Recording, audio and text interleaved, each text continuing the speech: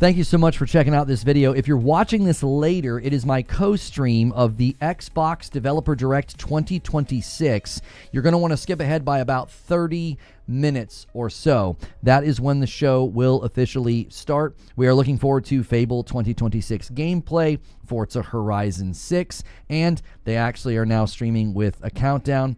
They were seemingly having a little bit of trouble. They're streaming at 480. They're going to have to sort that out. That's pretty bad. I'm going to refresh their stream, see if I can't get it looking a little bit better. I'm going to end the previous stream. We did a waiting room, and I'm going to bring folks over. Make sure that you guys are using the link in chat as well to come over. And thank you guys so much for the continued support of the channel through your memberships and everything else. If you're watching this right now or you're watching it later, hit that like button. It is extremely helpful. Okay, they've got it fixed. It's showing 4K now. I don't want chat. There we go. Let's pull this up. Perfect. Okay. And then I'll put the members right here as well. We don't need my countdown any longer. There we go. And we are working on a goal for the week. If you guys want that stream with Madam, that is when it will happen. Oh, hang on. I need to pop out the chat. I need the new chat on YouTube. So I can see what you guys are saying. I won't be able to see it. There we go. Pop out the chat. Bring it over. Hopefully you guys are having a good day. What are you guys looking forward to seeing the most? I think for me, I want to see Fable gameplay. I've said for a while now, I think that the pre-alpha footage looks promising. Just hoping they can nail it. Hoping we get a lot of uncut footage today. None of this chopped up, highly edited stuff. Let's see here. And thank you guys. Already 50 likes on the video, man. Thank you for that strong start. I greatly, greatly appreciate it. Okay. Oh. All right. I'm going to also quickly reset the sound device. Sometimes the microphone, for whatever reason, the audio output gets like desynced from my yes. All right, let me bring it back. Yes. Okay. We have them. Yeah, we got their music for countdown. So audio's coming through. You guys, somebody keeps saying light no fire. I don't think light no fire is going to be.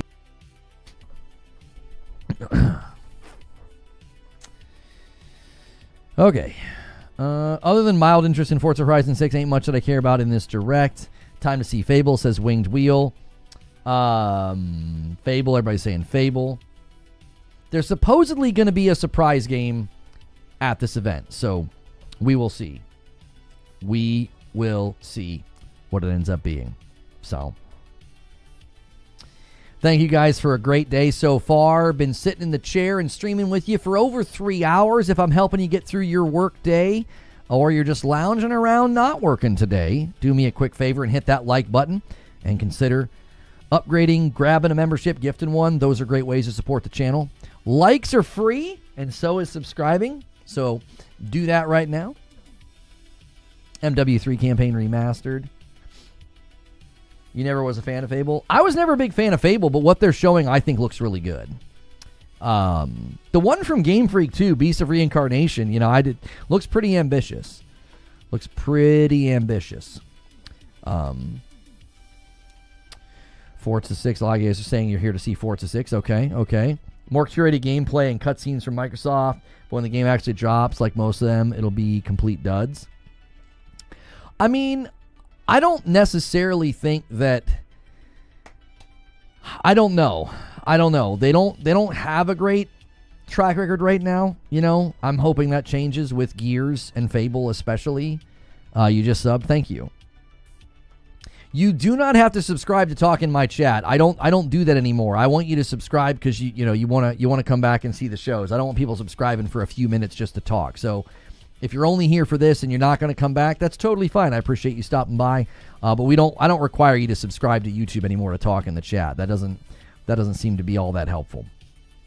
We want you to subscribe because you like the content. You want to come back. Bigger maps, more cars, more freedom, more peeps. I'm going to play Fable just for Super Hans. Fine, I will unsub. Yeah. You have zero confidence in Game Freak. Waiting for Forza 6. I held off on buying 5 because 6 is coming out. I'm interested in Fable, says Amskin, and Forza, and I'm hoping for something exciting that has not been announced. Twisted Mike says, I really hope Xbox does not blow it. And Rare Killer is going to start the new stream with a member, and he gifts one to get us to 264. Thank you so much for doing that, Rare Killer. You're wondering if Fable will have co-op? I don't think so. Based on what we've seen so far, it looks like it's going to be a strictly single-player game. Rare Killer with another one. I know what he's doing. He's trying to set up the 10-bomb dunker to 275. I actually owe you guys a member from earlier. Actually, I owe you 2. I owe YouTube 2 members. So keep it going, and it'll eventually be a 5-bomb. I'm going to kind of hold off. We need 11 more likes. Guys, click that thumbs up. It's a new stream. We're not in that first stream of the day. If you've been lurking and listening and you walked back in the room, don't forget to do your little ritual of hitting that thumbs up. It does help me out. It helps out the stream as well. He's baiting Rissick. No. Somebody else has got to start to swing on this member count. We can't leave it all to one person. You know what I'm saying? We've done that too many times. I'm always gifting in response and saying thanks and appreciating the generosity, but we can't constantly be doing that. You know, it's not on him. Rissick's been great. MW3 remastered. Yeah, a lot of people have been bringing up MW3. Yeah. The surprise game is going to be Sunset Overdrive. You think so? I don't know. Everybody enjoy the show. Thank you, Edwin. Appreciate you. Appreciate everybody being here. Totally unrelated. Thoughts on High Guard? Whew, it looks like it's just going to crash and burn. Hey, it's Ollie. How you been? Yo, how you been, man? And Brett comes in with a gifted thank you so much and gets us to 266. Thank you so much, Brett. Why can't they make games in 18 months anymore? Is everyone trying to beat Duke Nukem Forever's record? Which Ollie? Hey, it's Ollie? That's a long-standing name. I recognize that name. That's from like Purple Days. That's from like Twitch Days. Brett gifts another one and gets us to 267. Thank you so much, Brett, for paying it forward and gifting a member to somebody else. I appreciate that so much. I bet the surprise game will be Death Stranding 2. I don't think so. Death Stranding is set to come to PC just about as quickly as Death Stranding 1 did, and I don't think you would have that in a developer direct. A developer direct is about games coming this year, and they like to talk to the developers. A game getting ported to PC? I don't know about that. I don't think that would be included in an Xbox developer direct. You know? Like, I could see an Xbox showcase being like, hey, we're excited to announce the release date of Death Stranding 2 on Xbox because it's probably coming just like the first one, but I don't think the developer direct is the place for that. What if Game Freak's game runs at a perfect FPS? Would it be telling for the Pokemon games being unoptimized? I mean, it certainly would be strange, but it could also be because, you know, Beast of Reincarnation's not being made for the Switch, so that could be it as well. I don't know. I'm double dipping at Twisted Mike. Yo, what's good, Mike Daniels? How are you, man?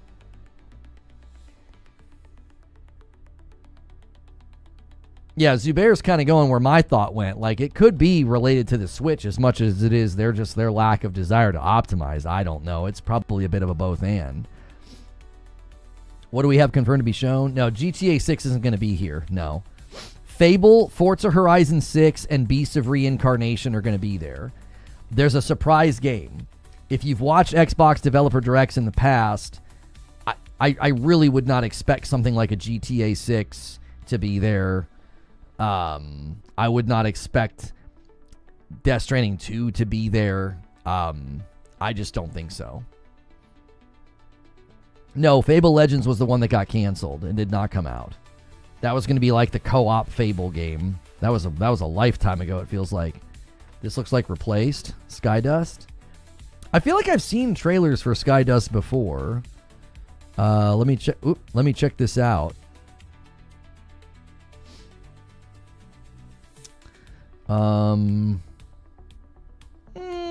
This doesn't look as much like replaced as I was expecting.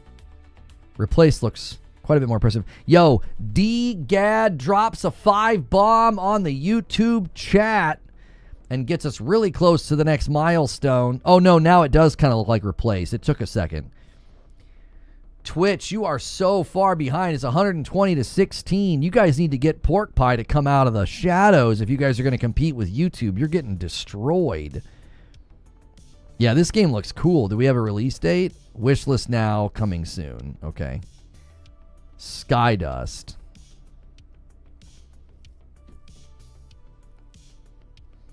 Ziggy says Xbox is done. What do you mean done? In what way? Maybe Gears of War E-Day? Gears could be the surprise. I think the people saying there was going to be a surprise game said it was a new IP.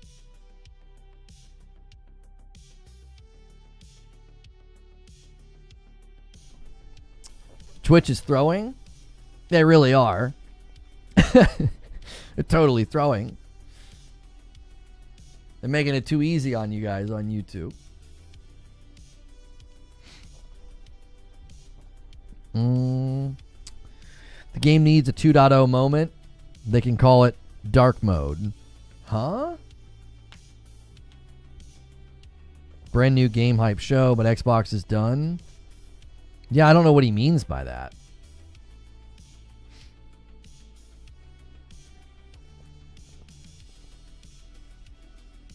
Lazy day. Yeah, Twitch sometimes takes it easy. Guys on YouTube, wow, what a turnout. So many of you here. Take a quick second and make sure you hit the like button. Let's try to get 200 likes in like the blink of an eye. A bunch of you could do it right now. YouTube is smurfing. I don't think YouTube's smurfing. YouTube's crushing it. What are you talking about? It's 120 to 16, you know? Everything I heard was a surprise game was from a studio that released a game last year. Huh. Been out of games chat for so long, I'm out of it. Hilly can't compete with Rissick. Sorry, Twitch. I tell you who can compete with Rissick is Pork Pie. Pork Pie's a maniac. You know what I mean? He just disappears and comes back sometimes. This is brighter than every light in my office. Oh. Yeah, I have the brightness on my monitor turned down because I never know what I'm going to come up with. Zubair says, mother effing Pork Pie. Yeah.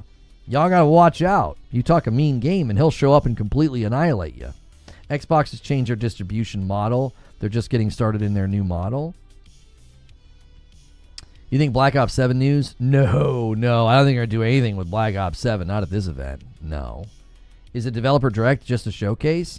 The developer direct is a type of showcase that they do every year in January. They've done it for a couple of years now where they focus on 3 or 4 games, and it is a pretty sizable amount of time spent going in and talking to the developers and talking about the game. Fable is showing you can play as a guy. That does kind of look like a Fable promo.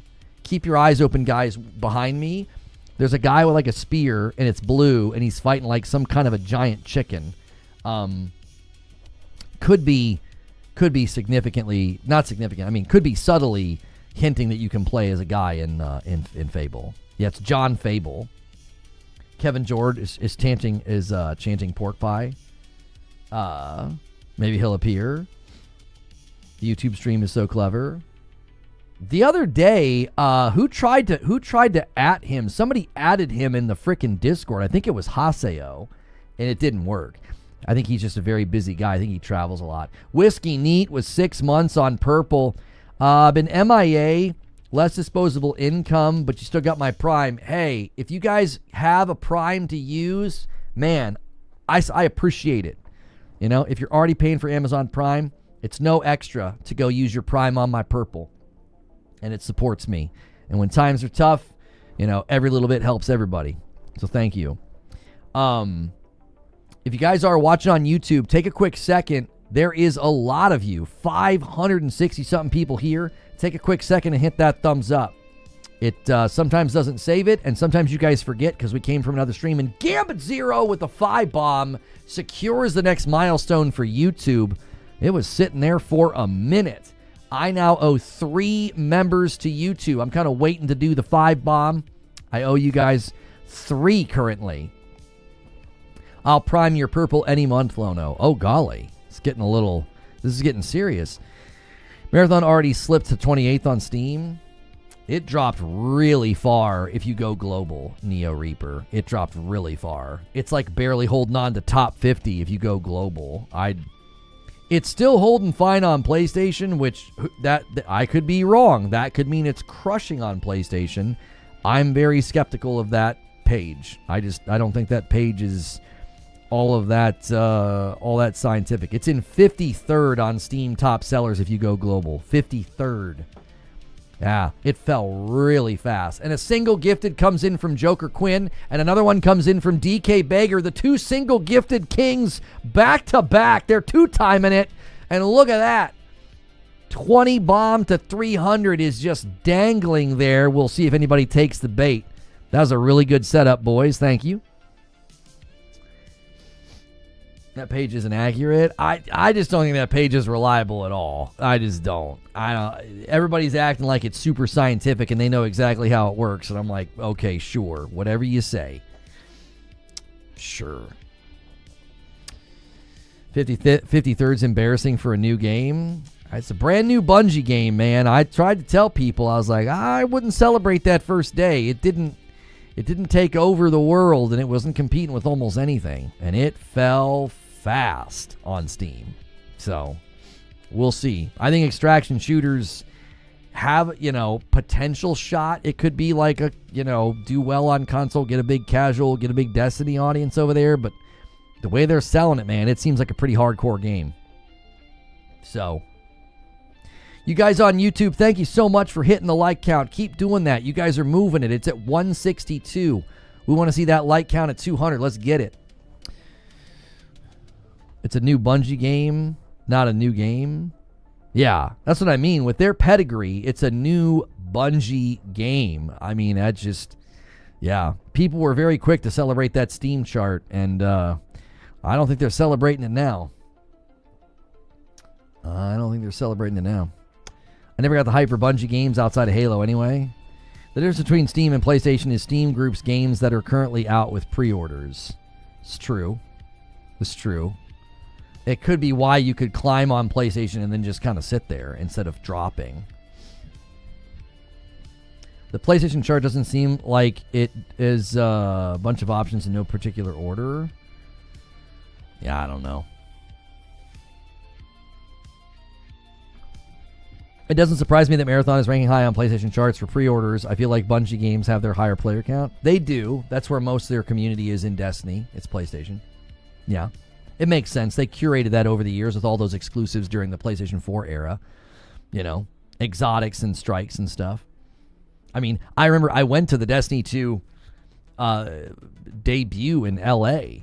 I went to the big reveal event. Everything was PlayStation. The lanyard said PS4 Pro. It said optimized for PS4 Pro. I mean, PlayStation was a big part of Destiny back then. There it is. It's right behind me. You see the guy in blue? They could be indicating right there that you can play as a guy in Fable. I mean, that's definitely a guy fighting a big old chicken. So, you could say it. No, I'm just... You don't think Code Violet was a top seller on PlayStation? No, I don't. I know people think that I'm out of my head on this. I'm not changing my position. You can mock me, make fun of me, you can laugh me all you want. I'm here to tell you, I do not think that game was selling equal to the pre-orders of Resident Evil 9. There's just no freaking way. Resident Evil 8 sold like 15 million copies, and we're supposed to believe that game was holding its own up there with Resident Evil 9 pre-orders? Yeah, I doubt it.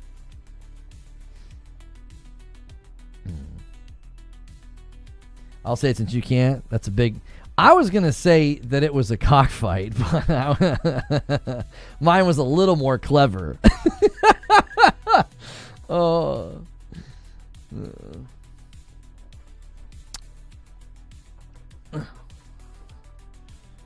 Destiny is how I found you in 2016 on Twitch. That's how a lot of people found me back in the day. That's kind of how I got a streaming career, was through streaming Destiny. I'm not saying I trust the PlayStation page for pre-order rankings, but I'm not surprised Marathon is doing well. Yeah.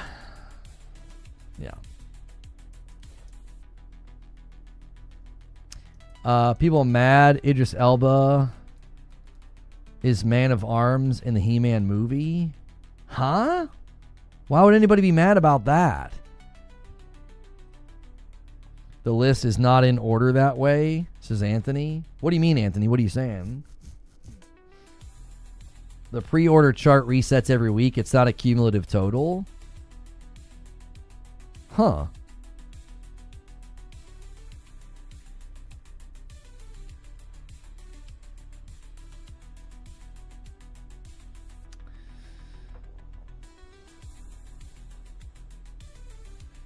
That game is not bad.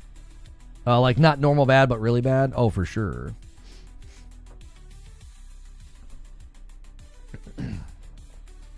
I wonder why. Wait, are people really?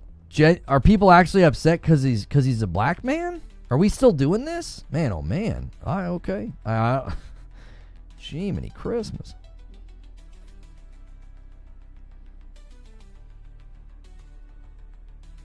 I'm not super familiar with He-Man.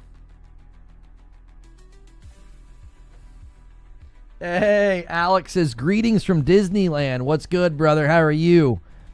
Listen, Alex, YouTube has been embarrassing Twitch today. You're going to have to get your brothers to do something about it. You got to put that bat signal up. You know what I'm saying? Call in a favor at Disney.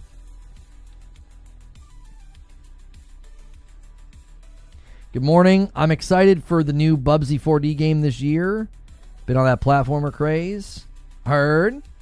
Guys, we need 20 more likes. 20 more likes on YouTube. Let's get it. Let's get to 200 really, really quickly.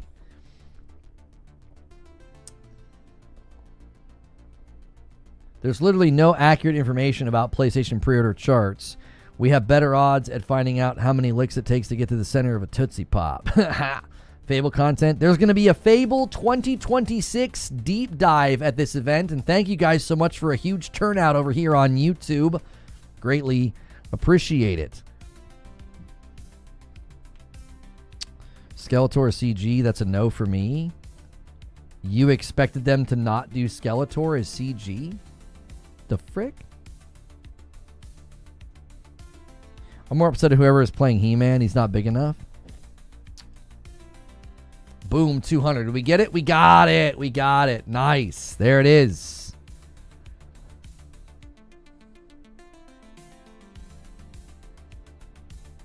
Oh, first look at Idris Elba, Man at Arms in the live action Masters of the Universe. Yeah. So, I mean, I'm just going to say that when you pick somebody like Samuel L. Jackson or Idris Elba, I feel like everybody can just relax. You've chosen a super capable, cool, excellent actor. It doesn't seem like some dumb, canned grab. It seems like a very tactical choice to grab somebody of that caliber. So I think everybody can chill. Thank you guys for such a big amount of people watching on YouTube. Holy mackerel. If you guys hit subscribe on my channel on YouTube, I do a Monday through Friday live show. I am safe for work, and I also do uploads. So I'd love to have you hit subscribe. You don't have to hit subscribe to talk in my chat. So I'm not asking you to hit subscribe so that you can talk. I'm saying if you like this kind of content, consider subscribing so you can come back later. Excited to see Fable tonight. If the rumors of it being day one on the PS5 are true, might pick it up.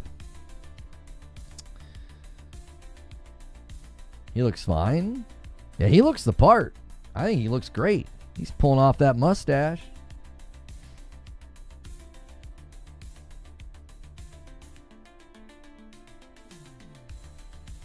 Skeletor looks good.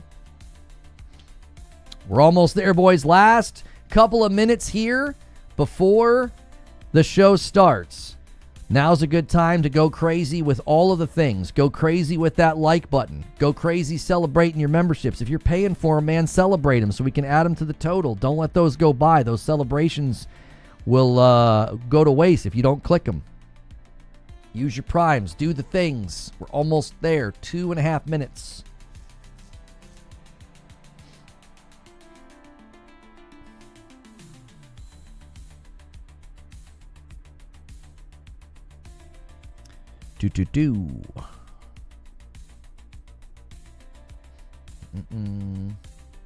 Yo, what's good, Behemoth? Coming back for the co-stream.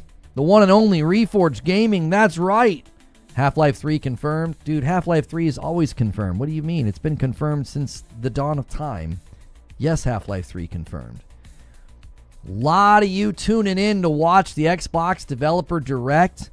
We got 2 minutes. I'd love to see you guys come back Monday through Friday when we do our normal talk show. If you like that kind of a thing, I keep it safe for work.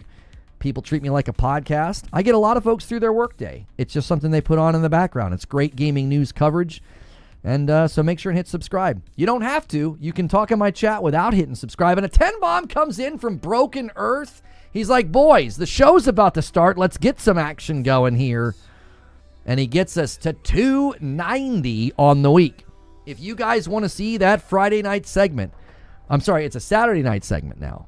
My wife joins me on Saturdays, and she reacts to the week's gaming news, and she has no idea what's going on in gaming news, so it is hysterical. We do that as an extra stream if we hit the weekly goal, because I don't stream on the weekends, but I will. We will do that segment with you guys, and it is a blast. So we'll see if you guys can pull that off this week again.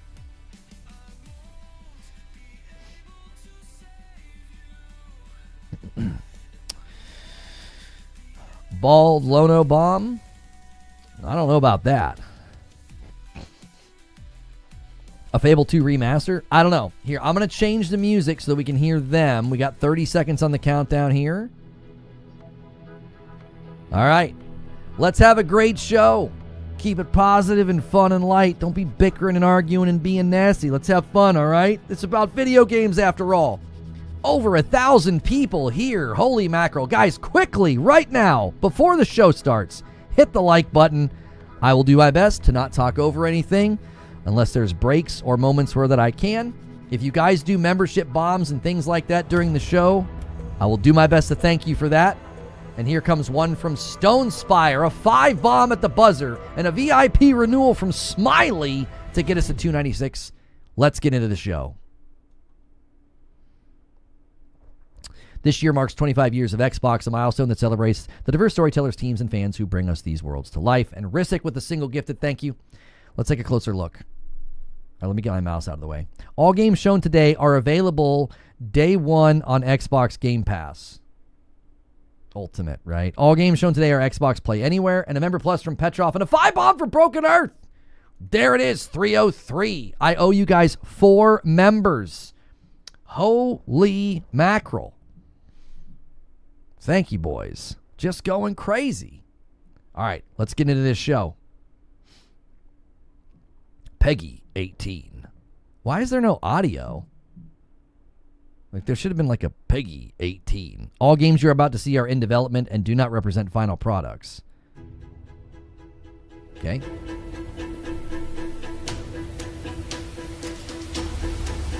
Yo, mic on a mic, thanks.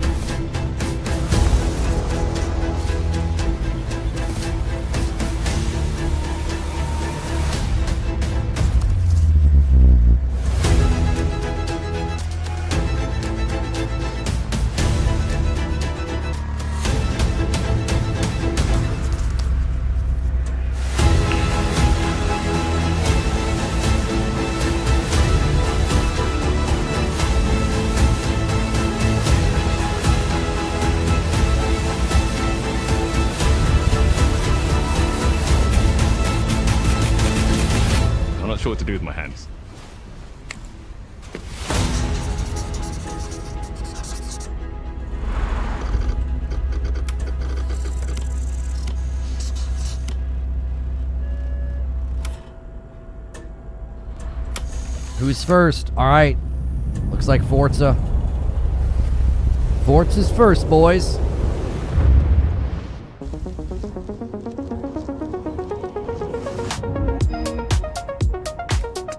Welcome to this world-first look at Forza Horizon 6. I'm Torben Ehlert, Design Director for Forza Horizon, and I can't wait to show you what the teams at Playground Games and Turn 10 have been working on. And I'm Don Arceta, Art Director for Forza Horizon.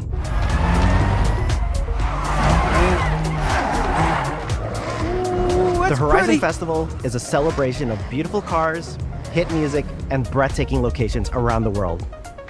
And now we're taking you to the place we've wanted to visit for a very long time, Japan. We designed a campaign that really focuses on your journey. You don't start as a superstar of the festival or a racing champion or even a rookie. You'll start out as just a tourist in Japan. Your first goal is to join the Horizon Festival by completing the Horizon qualifiers. After that, you'll rise through the ranks, unlocking wristbands as you complete races in faster, more exciting cars.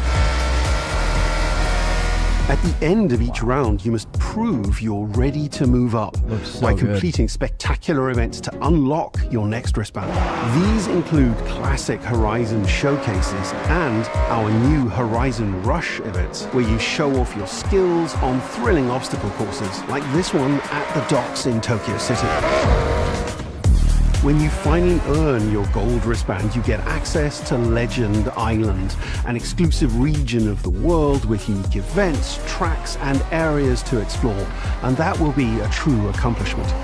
Throughout that journey, all of Japan outside the Horizon Festival is yours to explore at your own pace. So, let's talk about the location we've all been waiting for. Japan is the ideal location for our biggest, most exciting game yet. Full of beautiful landscapes and stunning contrasts of rural and urban, modern and traditional. This is our largest map, full of verticality, diverse biomes, seasonality, and breathtaking driving experiences, elevated by Japan's unique car culture. So we knew from the start that we wanted to deliver the most compelling and authentic game possible. To help us create those experiences in-game, we sought out advice and insight from people who've lived with Japanese car culture their entire lives.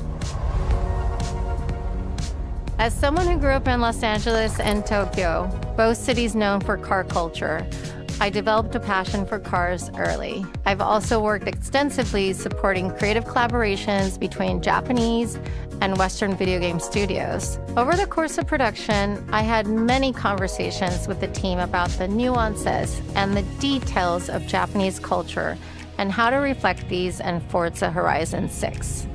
As an example, when we discussed naming options for the player home at Tokyo Docks, we discussed the building number, picking 7 and 8 because those two numbers are considered fortunate in Japan.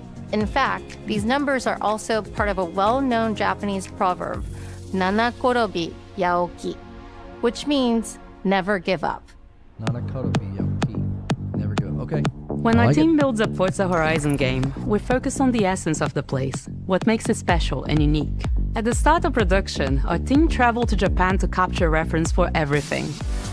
Time lapses of real Japanese skies, photogrammetry of trees and geology, scans of roads and buildings, and things as simple as water kick-up and the way fallen cherry blossoms respond to passing cars. From these references, we then work to capture the soul of those places, adapting it for Horizon's open-world gameplay. And since Japan is home to driving experiences unlike anywhere else, that process begins with the roads. Inspired by the C1 Loop, Ginkgo Avenue, and mountain passes, like Mount Haruna and Bandai Atsuma. Then we layer in the details around them, creating a world where every road leads to discovery. For this game, we've built our biggest urban area yet. Our Tokyo city is 5 times larger than anything we've designed before, with multiple districts, each with a unique identity. It looks good, man. We work to create a city where every road, every corner, and every shortcut is fun to drive and a delight to explore. seasonal change in Japan is dramatic, and these changes are widely celebrated in local culture. We've captured that in games so that you'll see those changes reflected in the world around you as you explore. That sense of exploration is at the heart of the game. Everything you find on your road trip in Japan is something for you to collect. Cars, houses, landmarks, mascots, and more.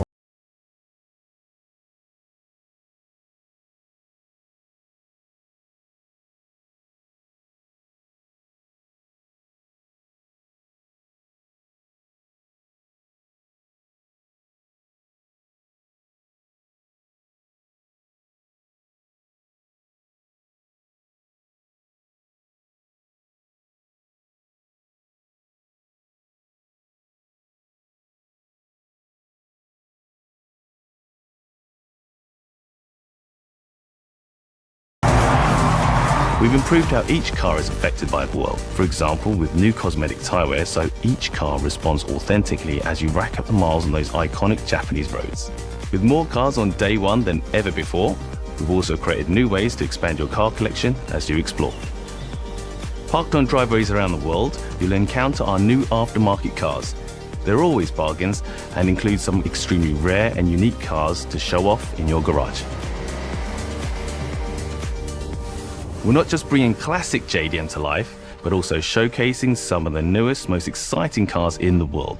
And Forza Horizon 6 cover car is one of them. He has a great voice. He has a great voice. It's got so much. The GR GT is a race-derived road car that combines motorsport performance with road-going excellence. And our game is the ideal place to experience the most modern iteration of Kazoo Racing's relentless pursuit of Japanese engineering perfection.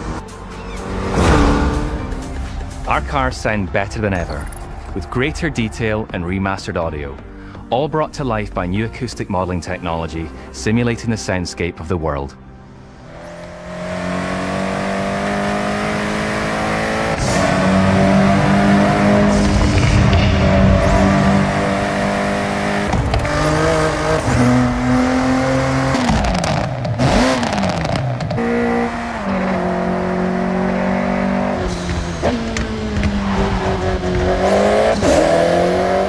Music is a huge part of the Horizon Festival, and we're curating a diverse track list from around the world, including exciting Japanese artists, so you can choose your perfect soundtrack, whether racing, cruising, or drifting.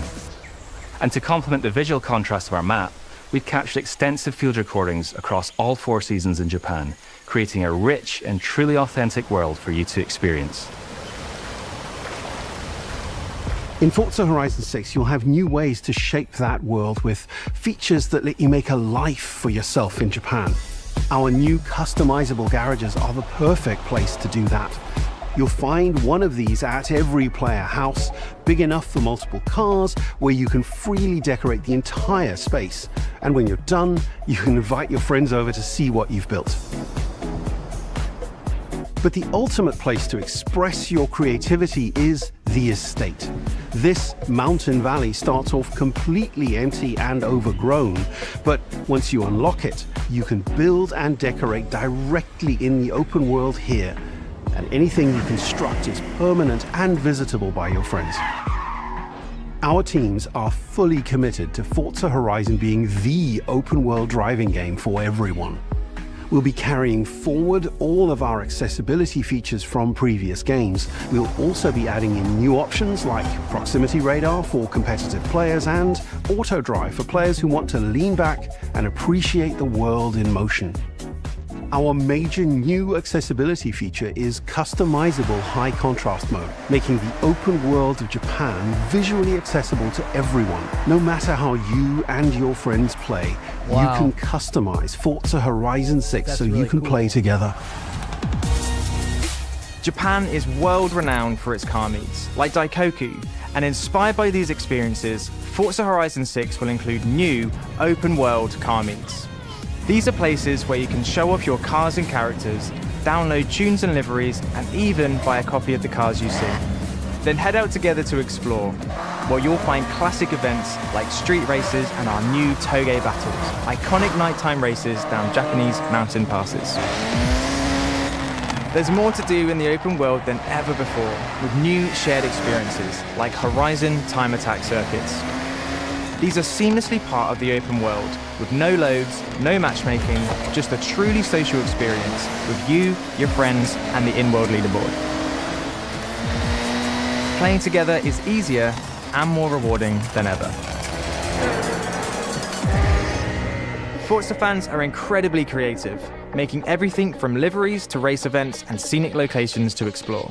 To support your creativity, we've added the ability to start building from anywhere, as well as loads of other player-requested improvements, all of which are also available in the estate and the customizable garage. We also know you love to collaborate, so in Forza Horizon 6, we're making building fully multiplayer. In Horizon Collab, you and your friends can build anything you can imagine together.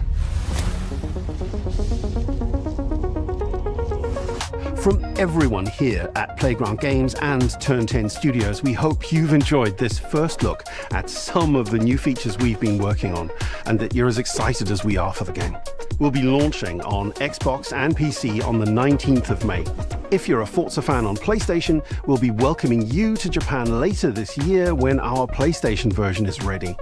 For now, though, stay tuned for more updates about the game over the coming months. And thanks for joining us. We can't wait to see you in Forza Horizon 6 as we discover Japan together.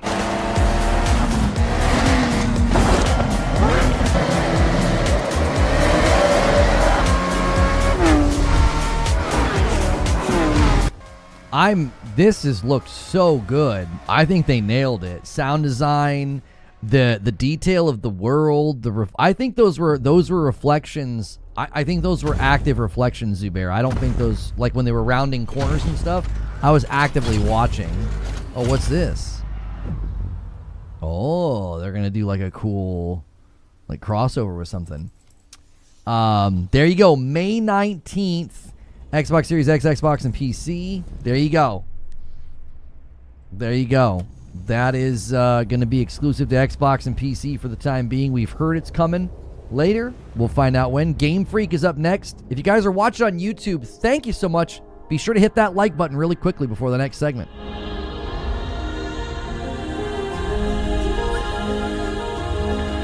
皆さんこんにちは。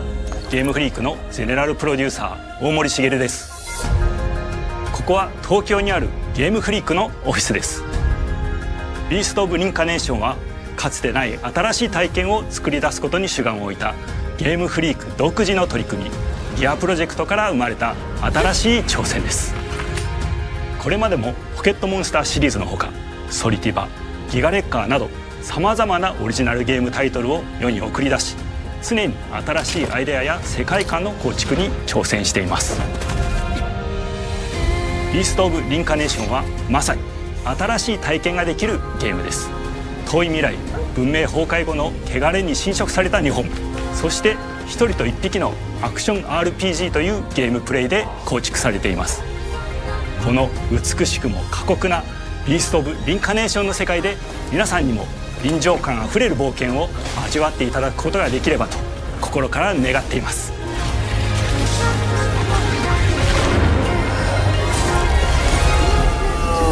これまではポケットモンスターシリーズでバトルプランナーやサウンドマネージャーを務めてきました。ただ新しいゲームに挑戦したいという強い衝動もずっとあったんです。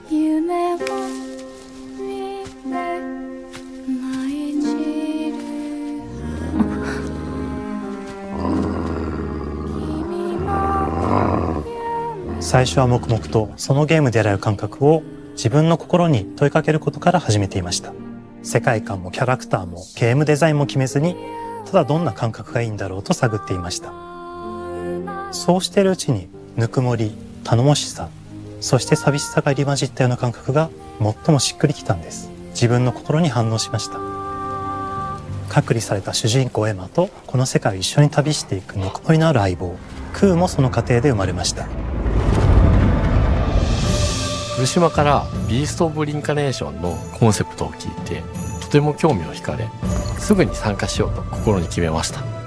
長年ゲームフリークではポケットモンスターシリーズを通じて生き物やパートナーを描いてまいりました。しかし今回のプロジェクトでは過酷な世界を相棒と共に旅をするという体験を目指しています。汚れと呼ばれる寄生植物が蔓延している世界がかつての文明の背景を覆い尽くすほどまでに植物が生い茂った過酷な環境となっており、ダイナミックな移動が要求されます。このような経緯で地を張って自由に操ることのできる鶴のような神をエマの能力にすることになり、プロトタイプも出来上がってきました。そしてそれがエマという人物のバックグラウンドとキャラクターデザインを形作っていったんです。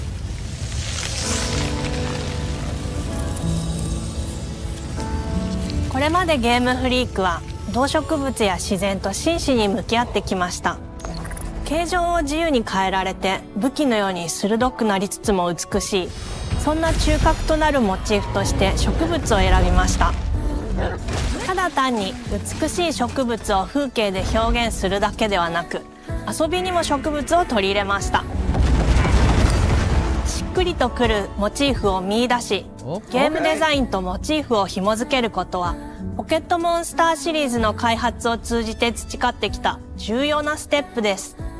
モチーフが決まった段階でコンセプトアーティストの幸田一馬さんご協力のもと、この世界のビジュアルを形作っていくことにしました。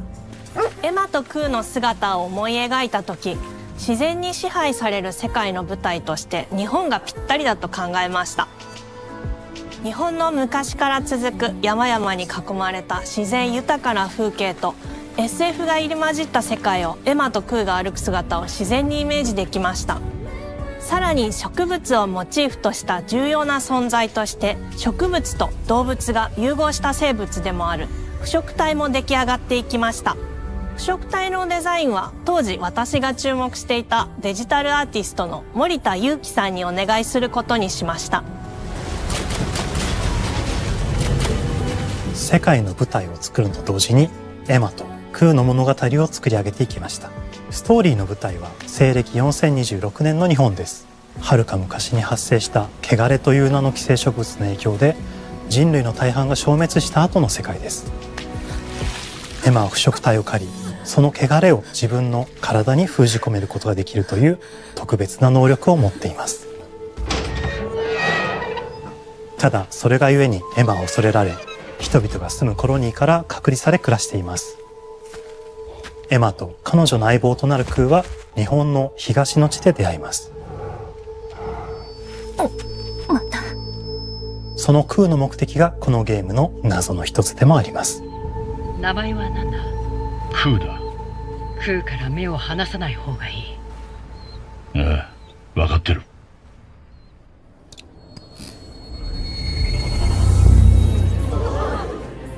封じ後エマ、お前に輪廻の獣討伐の命を下す。都に迫る輪廻の獣を討伐するにはエマとクーの力を強化していく必要があります。そのためにこの世界に存在する強力な腐植体主を討伐し、その力を取り込んでいくことになります。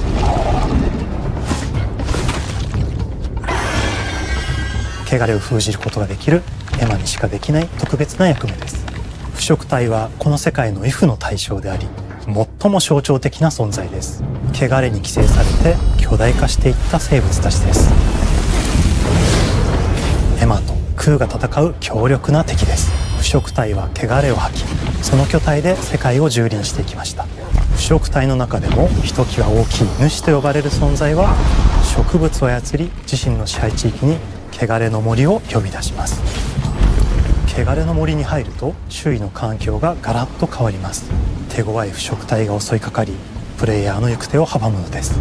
そしてこの世界にはゴーレムというもう一つの勢力があります。ゴーレムは過酷な世界を生き残るため、かつての人間が魂を機械の体に転送した姿です。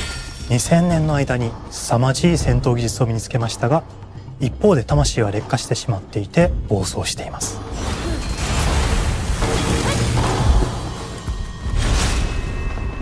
エマとクーは様々な人物と出会います。長い旅をサポートするブラッド、カグラであったり、あとはクナイというエマと同じように腐植体を連れた剣士とも巡り合います。とどめはきちんとさせ。エマとクーは同じく汚れの力を宿していて、互いにその力を影響させ合いながら戦います。例えばエマが敵の動きを見極め攻撃を受け流すと、クーに力が溜まり開花技という強力な効果を持った技を発動できます。そして開花技を放てばさらに次のアクションの選択肢に幅が広がります。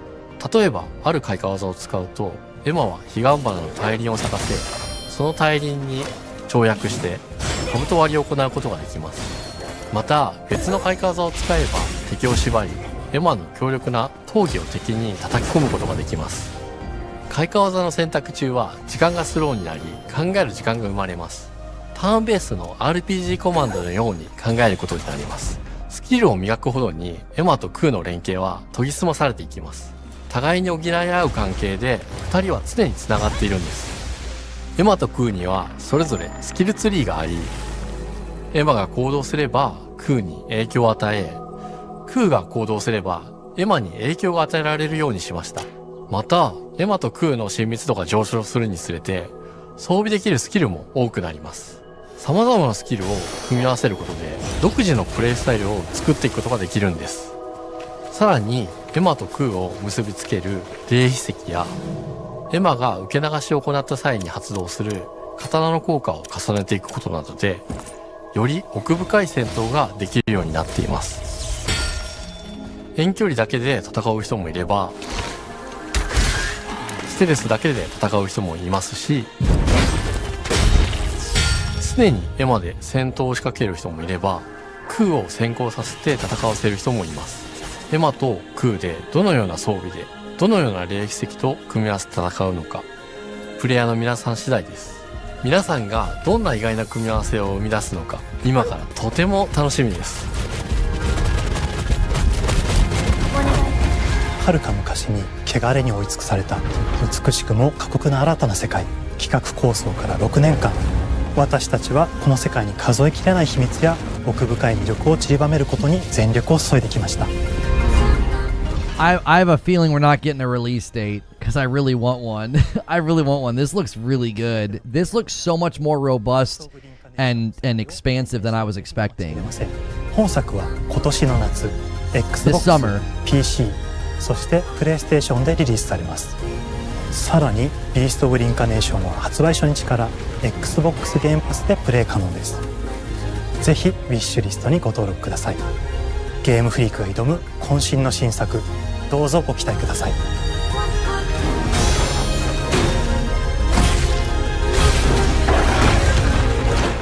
Like, the combat looks surprisingly deep and responsive and thoughtful and crisp. Like, for their first attempt here, like, if this thing is optimized and runs well, Jiminy Christmas, summer of 2026. So they're giving themselves a little bit of leeway there. I had a feeling we were getting a release date. It was just the vibe I was getting at the end there. I was like, we're probably not getting a release date. Oh, mystery game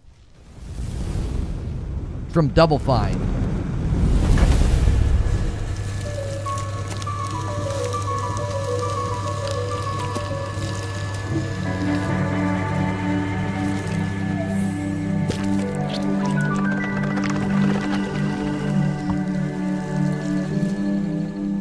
Oh, hello. I'm Tim Schafer, founder and studio head of Double Fine Productions. And this is Elspeth Larkin, senior tools programmer and junior in-house ceramicist.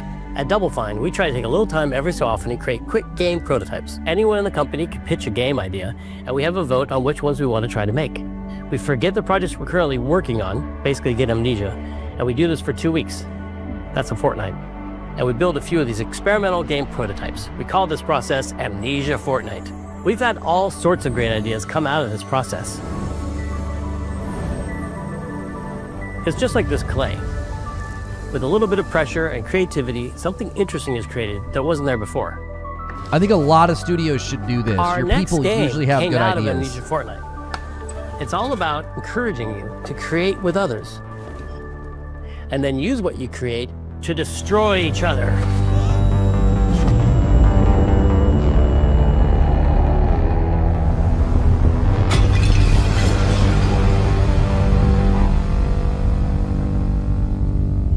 Don't worry, It's easy to make a new pot if you're playing Kiln, our online multiplayer pottery party brawler.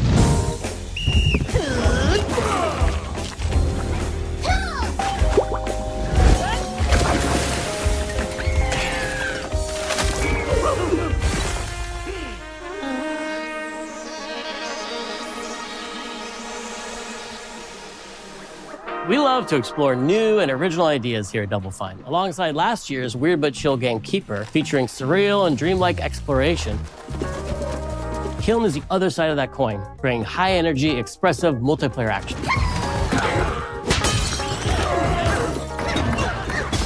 You'll get a chance today to see how we're continuing to foster our spirit of creativity with this next game. Derek Brand spearheaded this pitch and is here today to talk about this fully realized Double Fine experience he's leading with his team.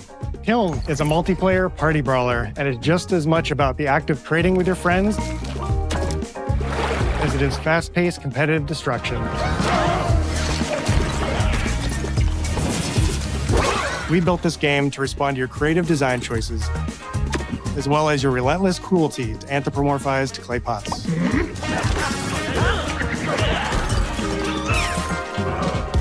I've spent my career as a concept artist, focused on coming up with unique characters and environments at Double Fine. But I also play a lot of action titles, which got me wondering, what would a game look like that included not just the cathartic element of destruction and action, but the equally cathartic act of creation I was familiar with as an artist? I stumbled on the answer. Shadow Drop, maybe. I hate talking over it. I just feel like we have so many games like this, like Gang Beasts and stuff, just like party brawler silly games. Like, this is a surprising thing from Double Fine. You start off as a little helpless naked spirit. You're not capable of much in this state. Thankfully, you are capable of manipulating clay, and a pottery wheel is the perfect place for the creation of a new body. And when it comes time for destruction, those shapes needed to translate into capable fighters. Pots that can compete in challenges in a way that only pots can. Our game mode, Quench, brings all of that together in a 4v4 combat party atmosphere. You and your friends need to balance your pot's shape and abilities with its capacity for carrying water into enemy territory. Here, you'll navigate through the environment with your team's unique creations. Avoid or destroy incoming enemy warriors. And of course, fill your pot up with water to ultimately douse the enemy's kiln and win the game. Got him once. Now keep at it.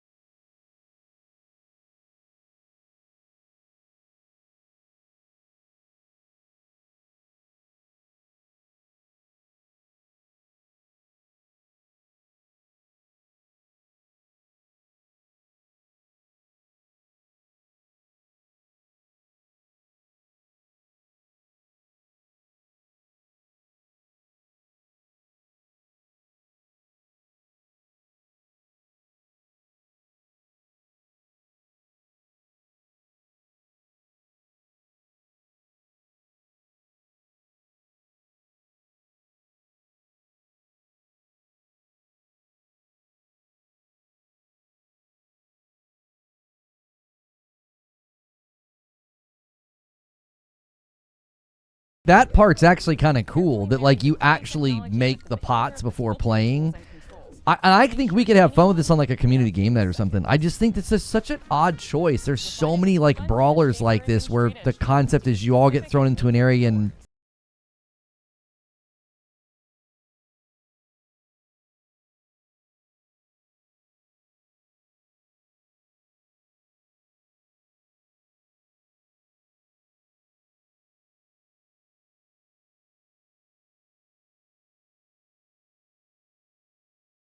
was now my body. What can I, as a vase, do?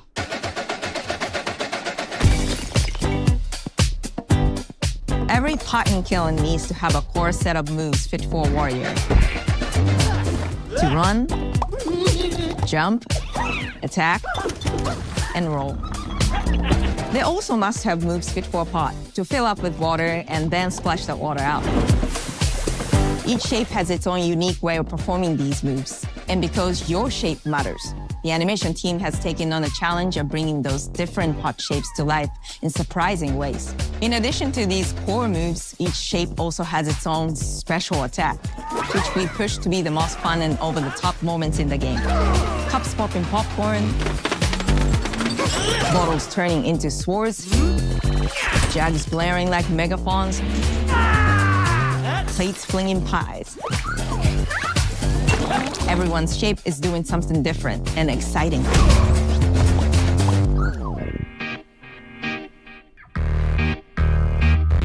Yeah, I think the concept is creative and cool. Like, the shape of the pots actually affects the gameplay and, like, what you're able to do. Yeah, I don't know if this needs a direct. Like, do we need, like, a deep dive into how this is made? Like, it's, you know, it's a party brawler. Matters carries over into our maps. We specifically designed our maps to integrate with how you choose to play and what pot you choose to play as. So you'll see things like secret tunnels that only fit certain size pots and pathways that are only traversable with certain shapes.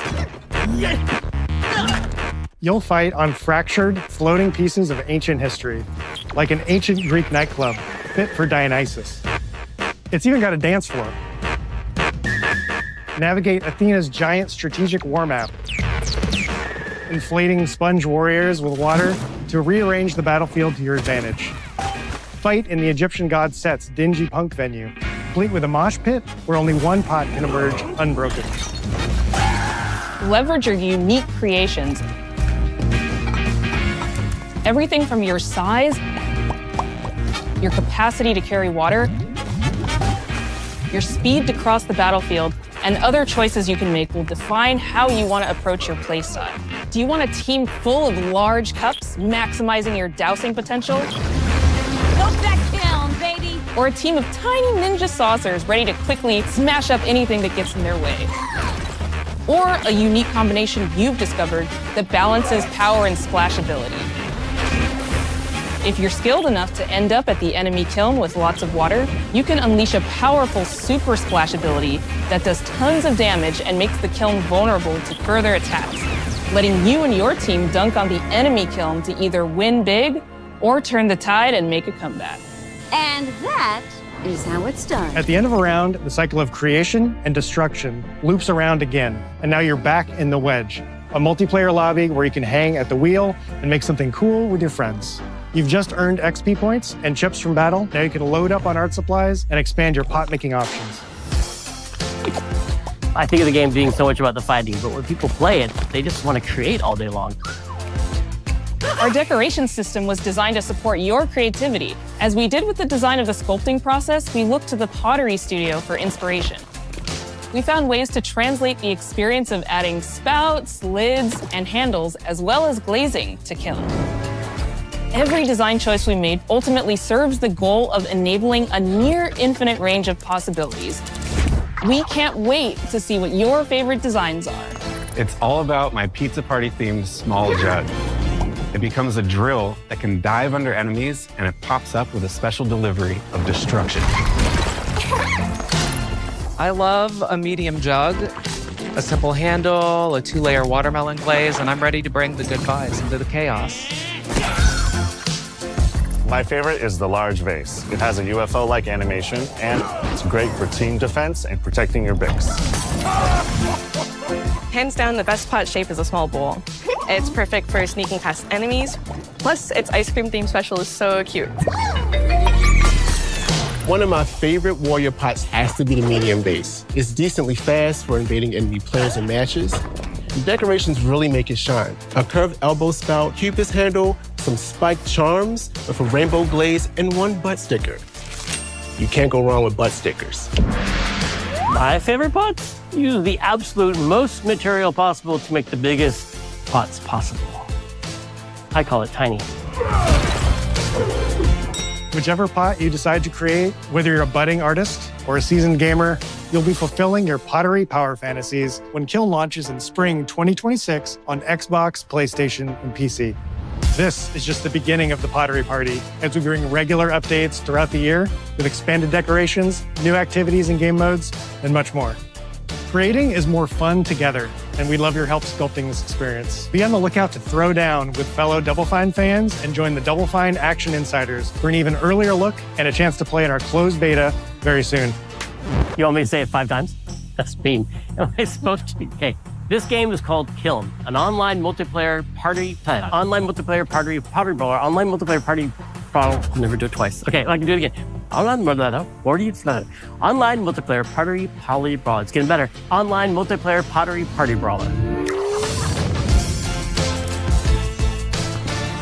I always like when companies want to think outside the box, do something new, do something creative. I think so many studios should do what they do, where you just like let people pitch ideas they have. That just doesn't seem like something I would put in a direct with a deep dive. It's a party brawler. It's creative. There's nothing wrong with that. Just felt a little out of place in the direct. Welcome to Playground. Guys, make sure and hit like. It's Fable time. Our very first deep dive into a game we've been making here for a really, really long time. Fable.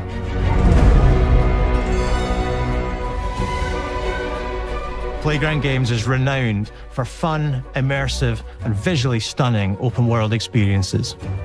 Since 2010, we've been developing the Forza Horizon series right here in Royal Leamington Spa, a charming little town in the middle of England. As Horizon has grown, so have we. Over the past few years, we've built a new team to carry that reputation into a new genre that we are incredibly passionate about. Fable is Playground's first open-world action RPG, and we couldn't be more proud to be carrying on the work of the legendary Lionhead Studios, the original creators of the franchise. And although our game is a new beginning, I think what we're making is really faithful to the spirit of the classic Lionhead trilogy that we all love. At the heart of our game is a simple, recurring question. What does it mean to you to be a hero? Our game is about choices and their consequences. It's packed with action, drama, British humour, moral dilemmas, and quite a few chickens. All of this combines in a fairy tale which could only be Fable. In classic Fable fashion, you begin the game as a child, growing up in the sleepy rural village of Briar Hill. It's here that in a moment of extreme danger, your heroic powers first emerge, and we discover that you are Albion's first hero in a generation. But not long afterwards, disaster strikes, and the people of your village, including your beloved grandma, are turned to stone by a mysterious stranger. Suddenly alone in the world, you'll set off on an adventure which will change Albion forever. Venturing out into the world is a huge moment because this is Albion like you've never seen it before. Idyllic rolling hills, magical forests, bustling villages, sleepy hamlets, oversized vegetable patches, and stunning vistas.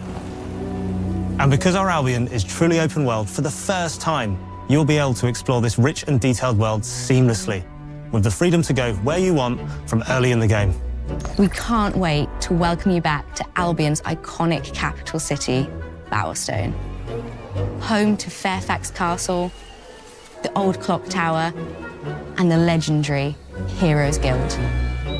It's a huge city, full of contrasts. Rich and poor, nobles and commoners, royalty and criminals. You'll spend plenty of time here during the game as you discover the secrets of the Heroes Guild and its reclusive guildmaster, Humphrey the Golden. In the north of Albion, you'll find mountains, craggy coastlines, spooky marshes, and the bleak, windswept city of Bloodstone. Here, you'll meet the leaders of two rival gangs, vying for power, and uncover the secrets of the sinister but extremely well-organized Cult of Shadows. Our Albion is beautiful, handcrafted, and richly detailed. In Albion, heroes are special, different. They're stronger than regular people. They're more skillful, more charismatic. More importantly, they're those rare humans who can harness and use magic in the world around them. They have the power to do what they want. And so do you. In our game, we want you to play as the hero you want to be. And that starts with being able to choose how your hero character looks. So, in Fable, you'll be able to pick from a range of different character heads and customize your clothing, hair, skin tone, tattoos, and scars. So the hero you play represents you. All right, there you go, chat. But as well as your appearance, you can be the hero you want to be through the way creator. you play, through the skills and abilities you learn, and through the weapons you use. Just like the classic trilogy, heroes in our game fight with a combination of strength, skill, and will. Seamlessly blending melee and ranged weapons with magical abilities gives us style-weaving combat, allowing you to show off your personal playstyle against single opponents and large groups of enemies alike. Melee is at the heart of our close quarters combat. You'll use light and heavy combos, often knocking enemies off balance and executing stylish finishers. Swap to your ranged weapon to bypass enemy guard and deal with troublesome flying enemies. And of course, you'll be able to unleash your powerful spells to both manipulate and devastate your opponents. We're excited to be bringing back some fan-favorite adversaries for you to fight.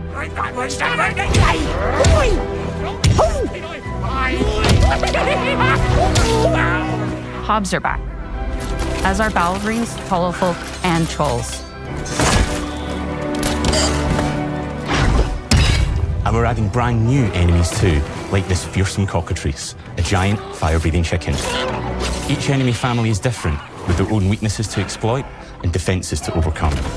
But with all the unique tools in your combat toolbox, how you defeat your enemies is up to you.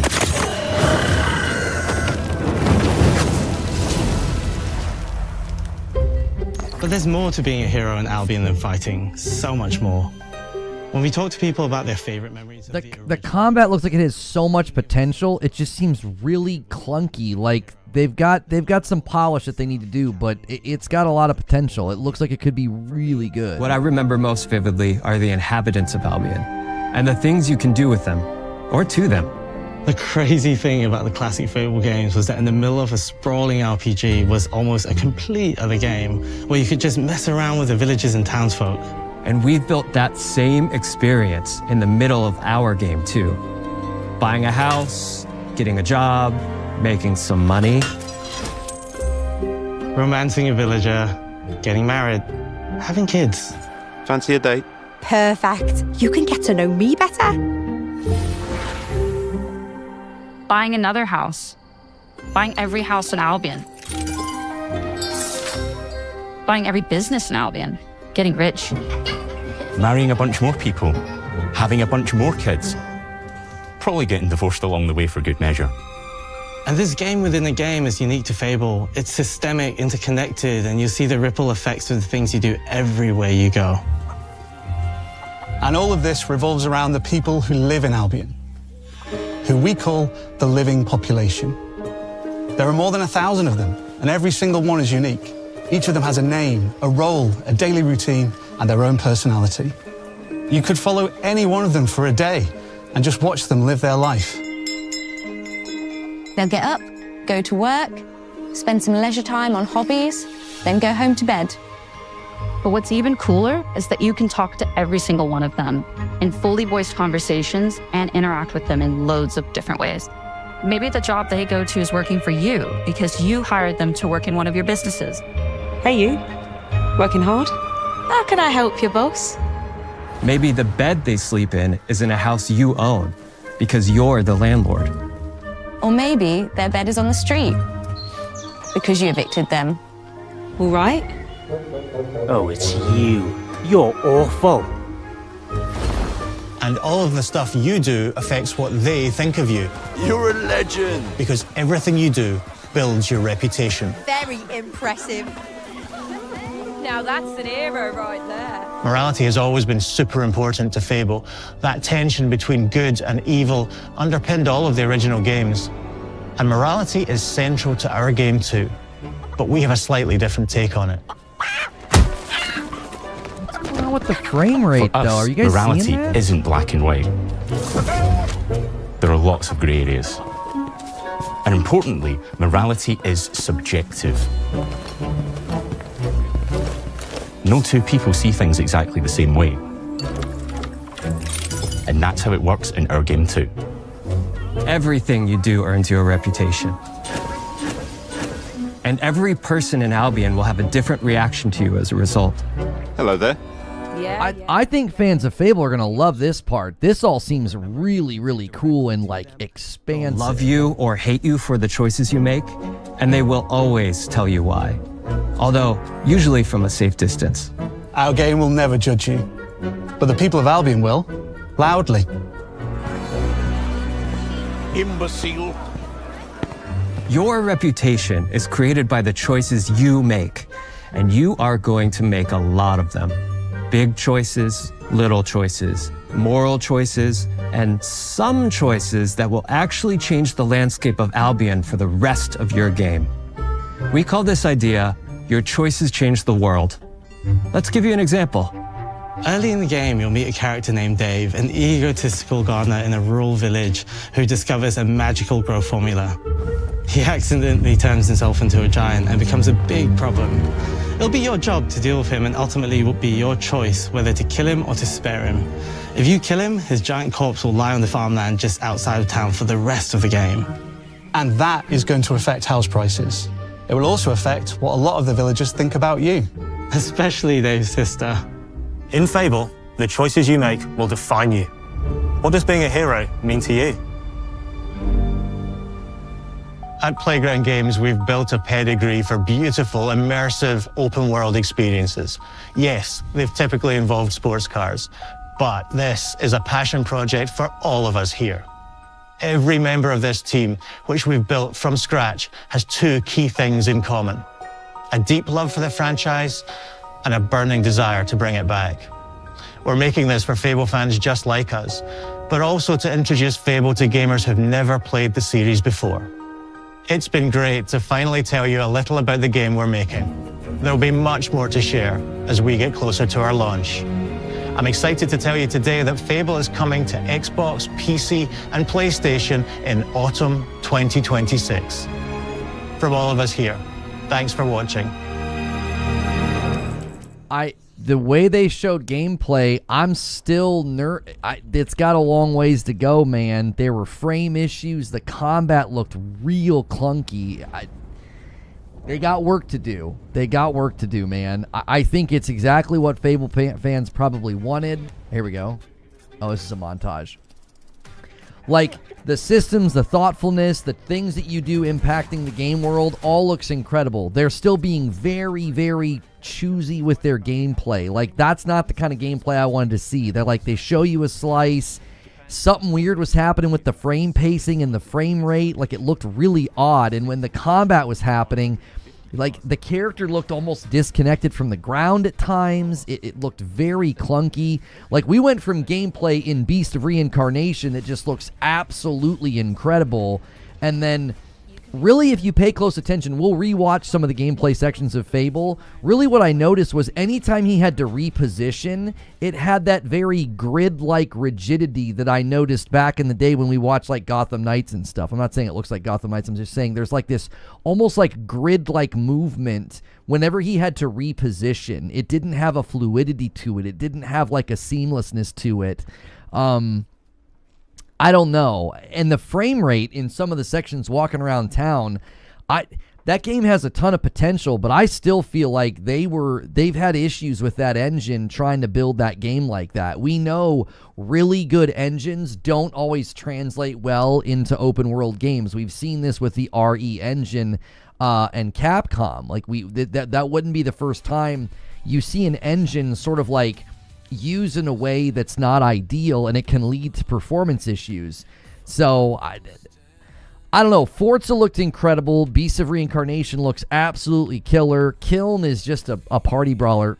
Fable, I'm still thinking we have not seen enough. I was really hoping for more than that. I think the deep dive was in the systems, which is awesome. I think fans of Fable will likely be very pleased with those systems and with the impact they have on the game.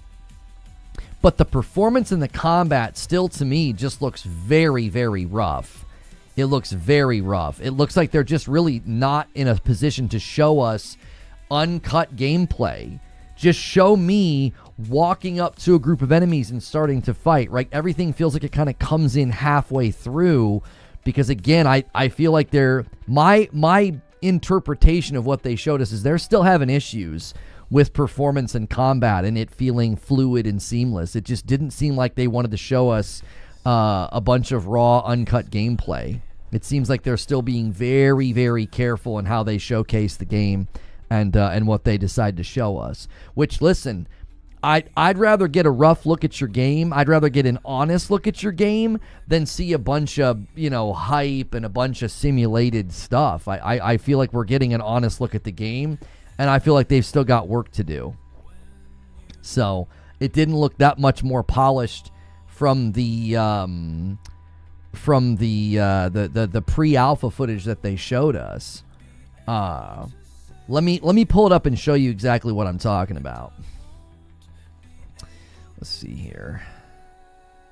Yeah, here we go. All right.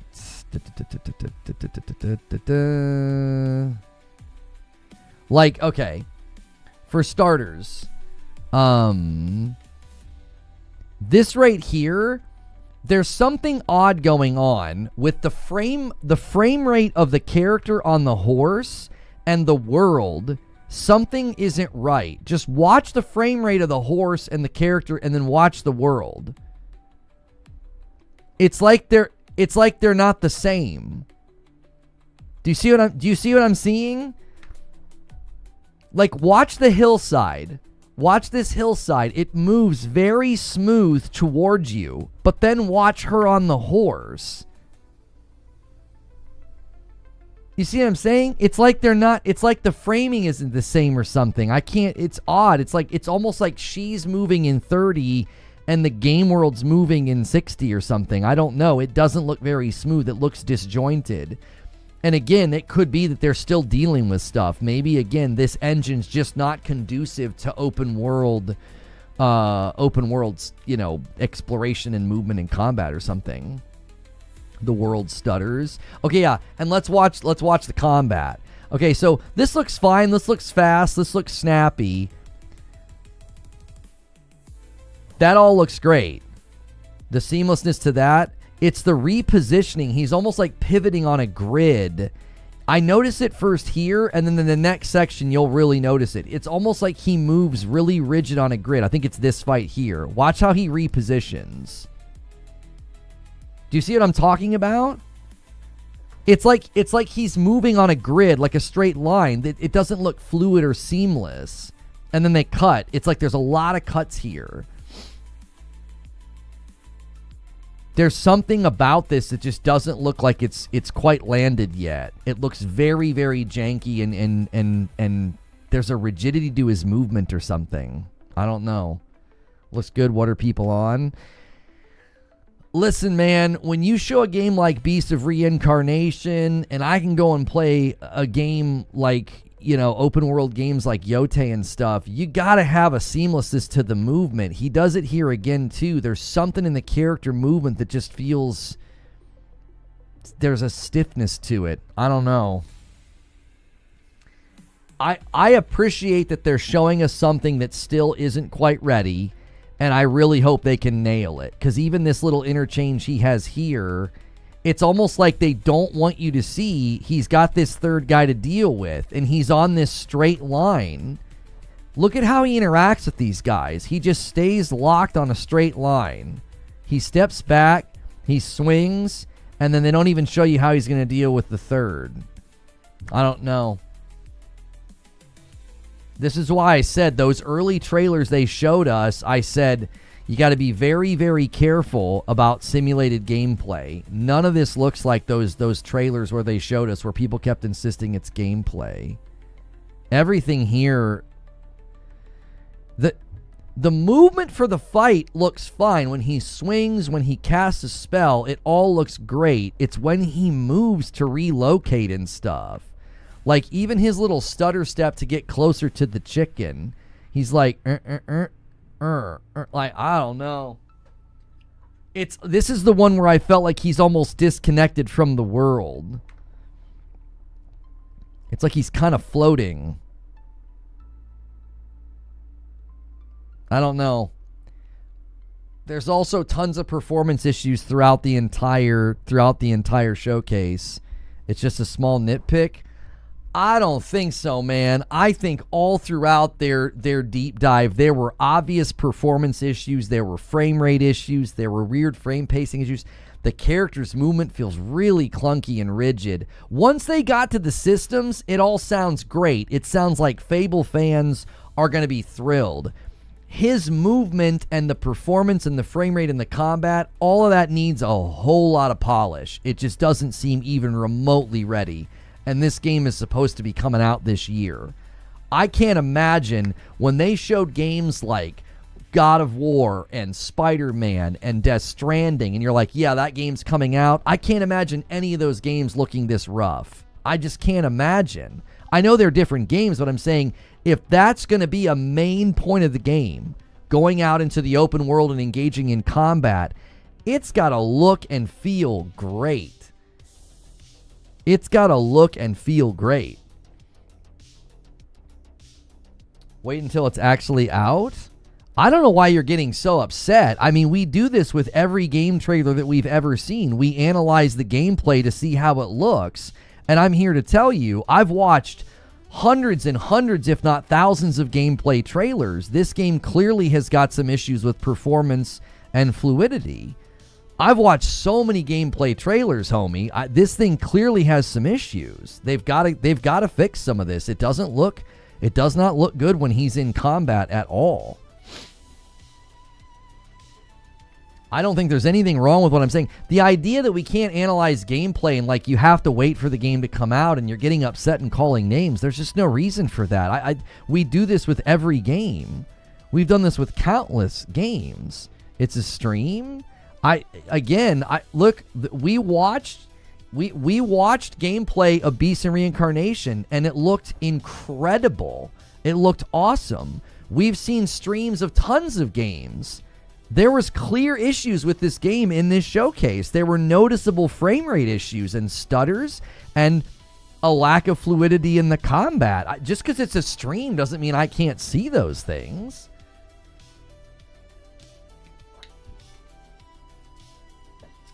Combat's like the fourth or fifth thing that I'm worried. Right. If you're not worried about combat, like this section, this looks like a love letter to Fable fans. This all looks great. When they start going through, hang on, I'm in the wrong frame. When they start going through all these systems here about the impact you can have on the game and your choices and all of that, if you don't care about the combat, this all looks right in line with what fans of Fable are going to want. If you're wanting the gameplay and the combat to feel really good, I have not seen that yet. I have not seen what I would consider to be really good, polished, next-gen gameplay. It looks really janky and really clunky. So, I'm just calling it how I see it. I've analyzed an awful lot of gameplay trailers over the years, and I think you can pick up on all kinds of stuff when you're watching gameplay. And whenever a game won't show me a lengthy uncut section, it always makes me apprehensive. Everything they showed today was here's another section where there's clearly something going on with performance. It's stuttering, and again, his frame rate looks disconnected from the frame rate of the world. That just doesn't look very good. The graphics look incredible, but the performance looks very, very jerky. I don't know. I'm concerned it's the engine. I am. I'm concerned they pick an engine that's just not conducive to an open world RPG with lots of different enemies and combat and stuff. I just don't know if it's conducive to that. We've seen exactly what's happened when Capcom tries to take the RE engine and use it for big open world games. It doesn't go all that well. This is the Forza Tech engine. That's what they're using to make this game. I don't know. There's plenty of we watched the Forza trailer. It looked incredible. It looked phenomenal. I didn't see a single thing that was worrying. We watched the Beast of Reincarnation. It looked incredible. It looked like an amazing game with lots of depth. And then this Fable section shows up, and the sections of combat are quick looks where like he fights a couple people, switch, fights a couple people, switch. They just kept switching, right? I don't know.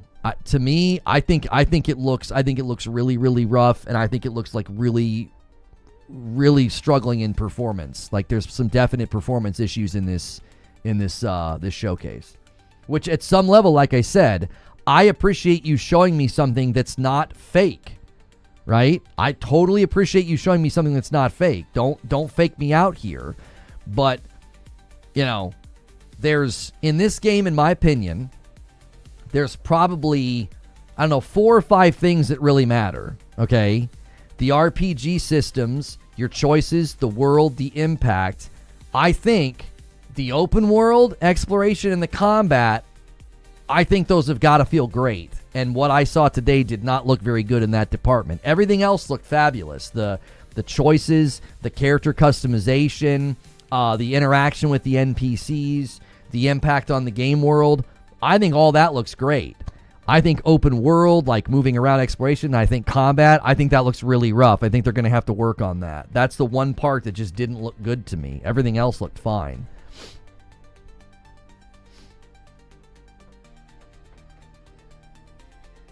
I remember saying this about the gameplay in Avowed, and I remember I got similar pushback from people.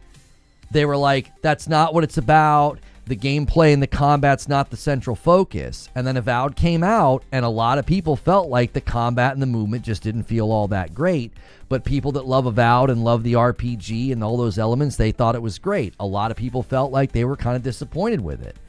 So, you know. What about the lack of face animations? I actually don't get hung up on that, Rise, and I'll explain why. Whenever you make a game like this, and you're interacting with tons of NPCs, and there's thousands of dialogue lines, you have to lean on automation, okay? You have to lean on automation. So I'm going to be more forgiving of a game like that because of the sheer quantity of the engagements I can have. I don't care if the faces look a little wooden or if the animations look a little rough. That doesn't concern me all that much, because the fact that you can talk to literally anybody in the game and have a back and forth, I give a lot of grace. I'm like, listen, that's crazy. That's crazy. You can have a little bit of, animation roughness. That's fine. When I get into a fight and I got a sword and I got magic and I got, a big crazy monster or some little, annoying ankle biters, I need that to feel good. I don't want to go get into fights and feel like I'm like on a rigid grid or like performance is kind of lacking. Those are the two things I saw that concerned me. Nothing else concerned me. I think their systems sounded cool. All the customization, the NPC interactions, all of that sounded great. All of that to me looked fine. The performance stuttering in those issues and then the combat issues, to me, I thought those things looked pretty rough. Again, this game is coming out this year. I almost never see a game in the year that it's coming out looking this rough in its showing. Like, if you look at the other big titles that we've looked at, like when Doom the Dark Ages finally showed a bunch of gameplay, it looked awesome, right?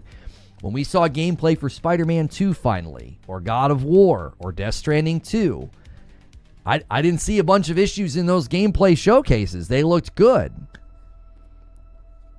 Like, is it just me, or is what Lono's saying ahead of what it's showing on video?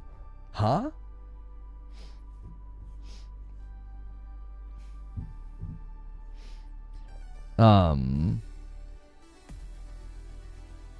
Forza's top 10 on PlayStation and Xbox game, keep hating.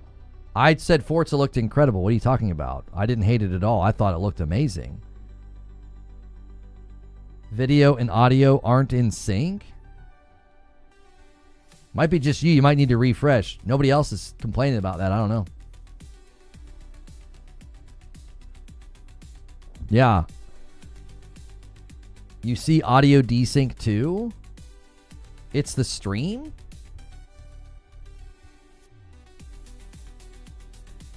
Really? Y'all, is anybody else having an issue? It was me. Oh, you refreshed and it went away. Okay, yeah, sometimes it can get a little desynced and you just have to refresh. That usually fixes it.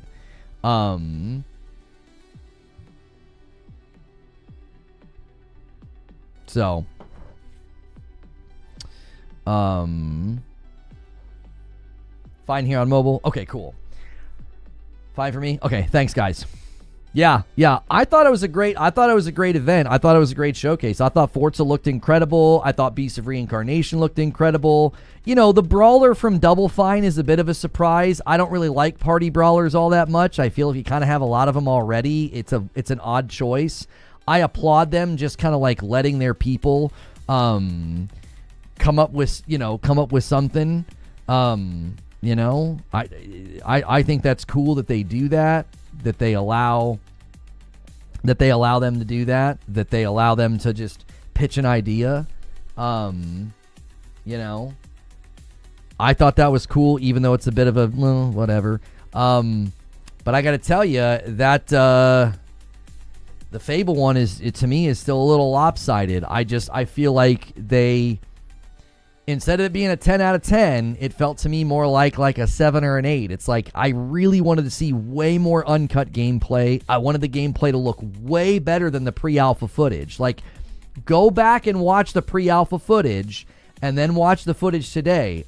I don't think it looks any better. It still looks clunky. It still looks rigid and stiff. And then there's visible performance issues. So I feel like I'm being very fair. I don't feel like I'm hating. I don't feel like I'm being like nitpicky. We break down gameplay trailers to get a feel for what the game's going to look and feel like, and I don't feel like that was a great showcase of gameplay. It was a great showcase of systems. It was a great showcase of impact and choice and being true to the Fable format. But the open world, the performance, the movement, and the combat, I feel is just still in a very rough state. And the game is coming out this year. So, they did say at the opening, all games you're about to see are in development and do not represent the final product. Sure, yeah, I know, that's fine. I don't know. Is there another game? No, it's over. The surprise game was the brawler from Double Fine. Yeah. Systems, bro, the systems.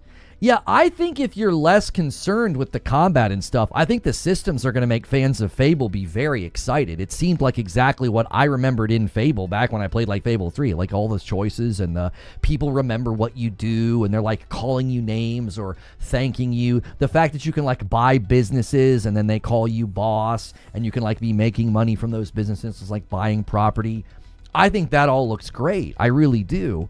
I remember seeing the gameplay from the pre-alpha thinking that looks like something I would enjoy because you can ignore those things. You don't have to do all those RPG systems and buy property and stuff. You don't have to do it if you don't want to. And I was like, yeah, I would be the guy going out and questing and getting in fights and fighting a big frog or a bear or these little goblins or whatever. That would be what I would do. And that part of the game looks like it's just not in a great spot yet. So it could. Listen, they've got time, and Playground does good work. So I'm hoping they can land that part of the plane. I'm just concerned it's an engine level problem. I just don't know if the Forza Tech engine is translating well for what they're trying to build, which could turn into. That could be kind of like the rough edge of that side of the game. Like everything's great except for that part. That could be the rougher edge that just needs polished over time. People have a hard time and have been in denial about seeing and accepting what's visually being shown on screen. They've had years to work on this. Here's the reason why I think people should really settle down and not try and turn this into a console fight or something. I don't think that's necessary. You got to understand, the Xbox guys were claiming that years ago when they showed that one Fable trailer, they're like, that was gameplay. When she's like running around and getting in fights and stuff, they were all insisting that's gameplay. I want you to go back and watch that now, and then I want you to watch the gameplay they showed today, and I want you to see. This is exactly why I always say, stop showing simulated gameplay. It's not helpful. Because when the real product finally gets seen and comes out, it's always a very, very divorced thing. It's like it's nothing That stuff that they showed back then is so different than what they're showing now. Let's stop comparing Xbox OW games to PlayStation open world games. One is defined by action activities. The other is defined by RPG choice interaction. Both are great. Here's the thing. I'm going to add you to the trouble. Thank you so much, WGC. I do not accept that as an excuse. I don't. I do not accept that as an excuse. Oh, well, they're different games. What do you mean? It's an open world RPG. What the open world and the fighting should feel and look great. I don't accept that as an excuse. I don't. I remember when the shooting and the combat felt bad in Cyberpunk, and I remember people defending it and saying, well, it's not really a shooter, it's an RPG. No. When Phantom Liberty landed and the guns felt better and the combat felt better, they got a ton of praise because it was an improved feel to a game where that was a huge element of what you're doing. Like, I don't think you can say, oh, well, Fable shouldn't be compared against other open world games. I don't agree. I just don't agree with that at all. I think you can 100% make comparisons and say, listen, especially at an engine level, it looks like maybe this engine's just not conducive to that. It's perfectly fair to do that in a game like Dragon's Dogma 2. It's completely fair to say that game had some clunkiness, some performance issues, some rigidity because they put it in an engine and they had performance troubles and things that were making it not feel great. It's completely fair to compare that to other open world games.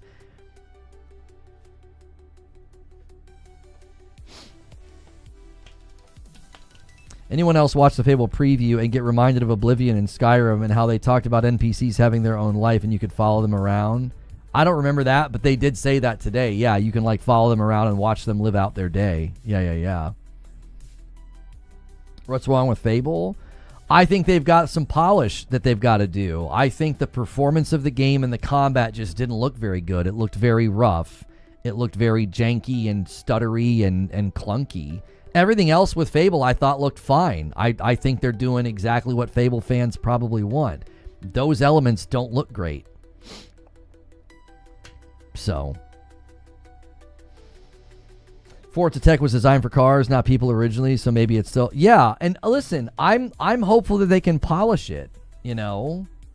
People are saying it looks trash. I don't think it looks trash. I think it looks rough, and I think that I trust Playground to work to make it look better than what they showed today. I trust them to do their best. I think they're a good studio.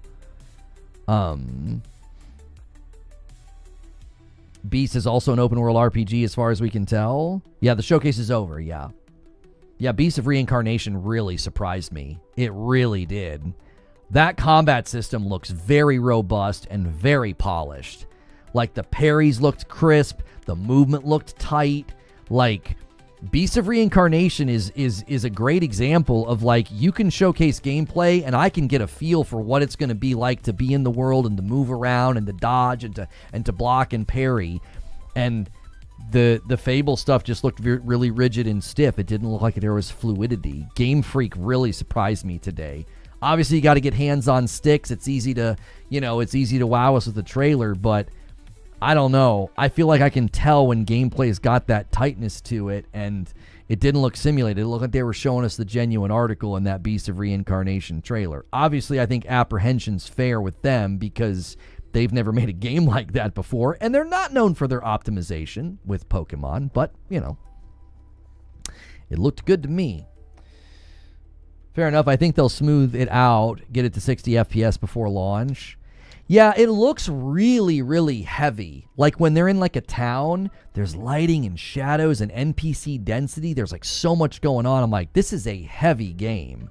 So I'm hopeful they can nail the performance and maybe figure out a way to like turn some of that down, and that way on console especially it can get consistent performance, because that was unnerving in Final Fantasy 16. Like, you'd get out of combat and the frame rate was terrible. It was so frustrating. Final Fantasy 16 not having consistent frame rate outside of combat was, I think, so annoying. I hated that.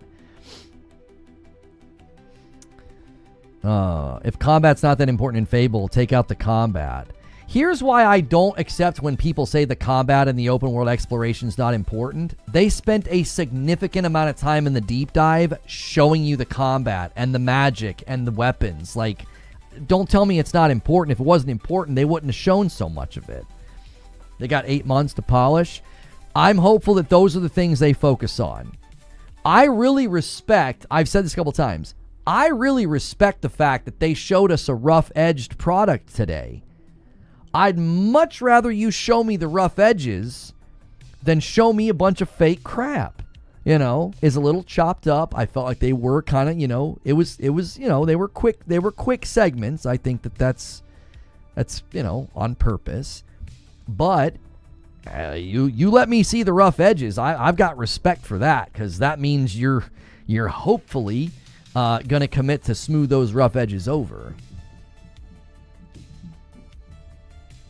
I can't articulate why, but it looked like something polished would fix, not like it was broken.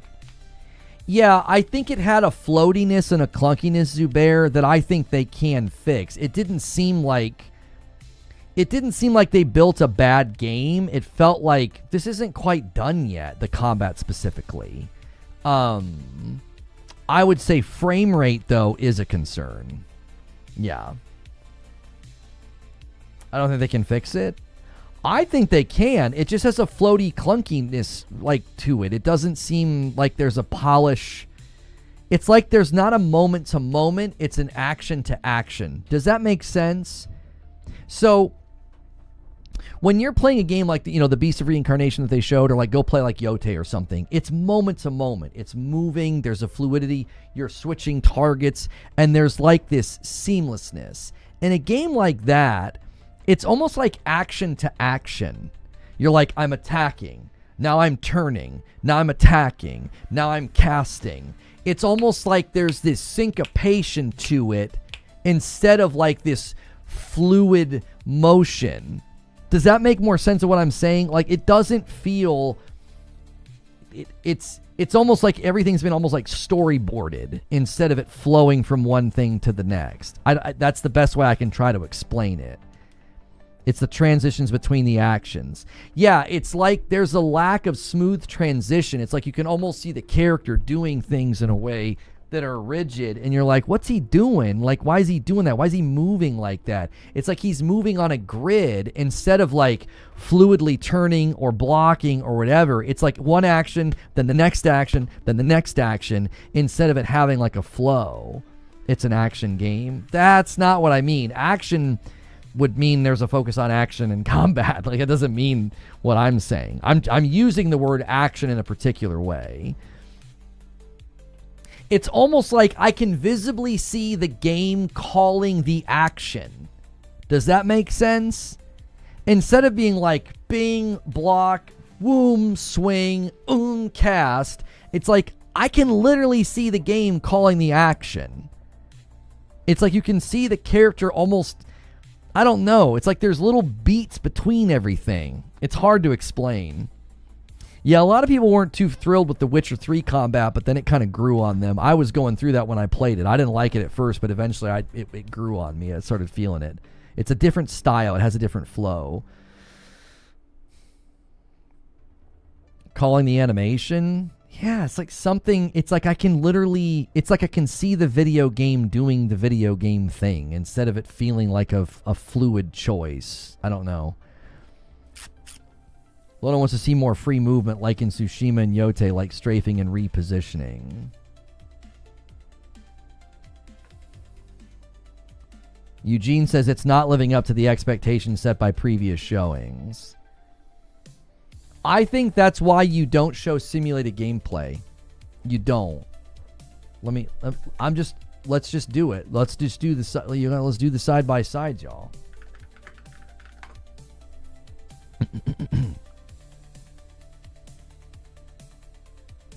Let me find a section where she's doing the combat thing.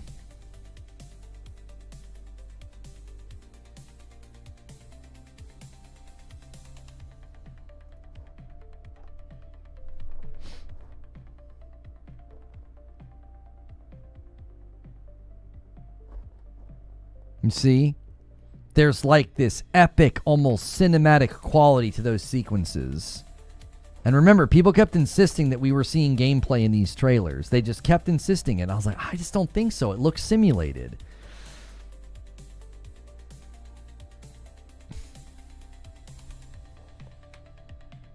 I don't think there's as much in this one. I think there was more in the other one.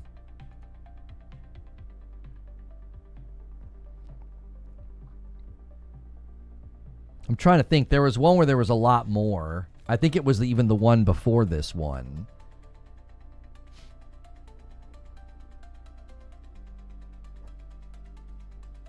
Yeah, I don't think this one has as much gameplay. I think it's the other trailer. Hang on a second. Here's the one from 2 years ago. Let's just watch this. This is from 2 years ago.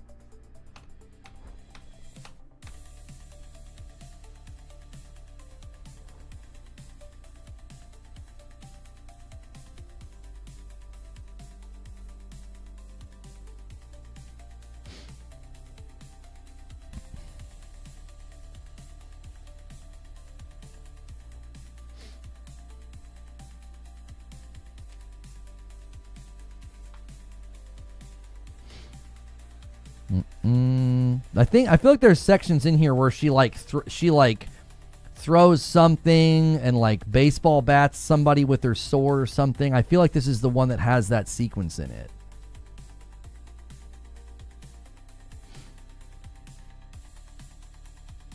The cinematics and the characters look so much better in the new footage. Where's the one that had all the fighting and her like swinging the sword and stuff? What's the one that I'm thinking of?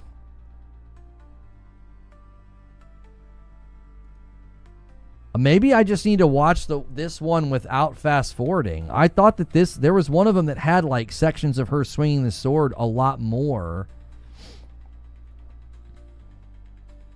Yeah, this generally looks like what they showed us, her walking around town and the characters and stuff. This looks pretty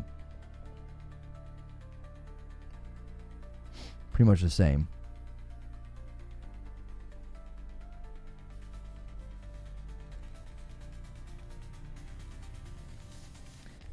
Yeah, people were complaining about what she looked like in the very, very first trailer. I think she looks great now. I think they did a better job making her look like the actress. Some of those early looks were a little rough, but it was in her, it was earlier stages of the game development.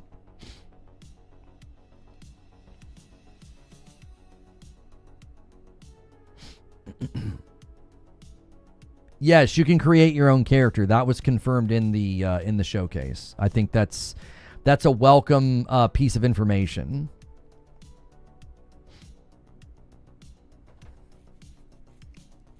The one where they show the combat against the werewolf. Yeah, there's the baseball bat. Yeah, this is the sequence right here that I always felt like this sequence, I tried to tell people, I'm like, I don't think this is real gameplay. I think this is simulated, right? They're giving you this cinematic idea, this cinematic punch. And then they showed her fighting the werewolf. And I thought the fighting the werewolf looked fine for pre-alpha. I said, oh, that looks actually like pretty promising, right? Fable pre-alpha gameplay.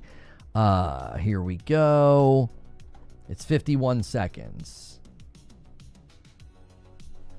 So this is what they released when they were like, okay, we're finally going to let you see some gameplay. This looks pretty much on par with what we saw today. This looks very, very much on par with what they showed today. I don't feel like it's improved much from this, and that's why I'm saying I hope between now and launch that they can smooth out these rough edges.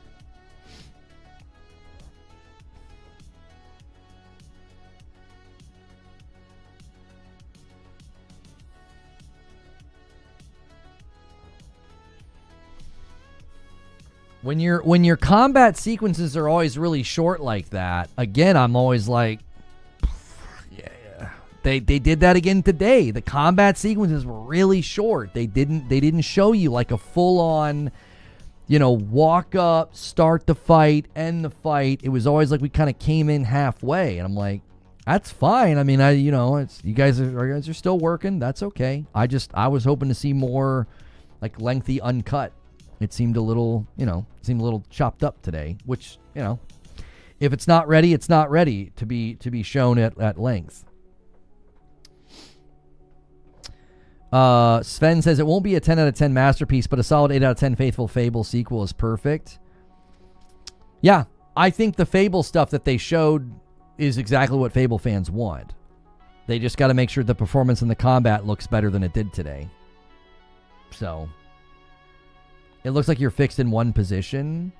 I'm telling you, there is this grid. It's a grid-like movement thing that shows up in games. It's like the character pivots on a grid. I remember watching Gotham Knights footage and telling people that. I'm like, it's like your character's moving on a grid. It doesn't look like you have like fluidity of motion.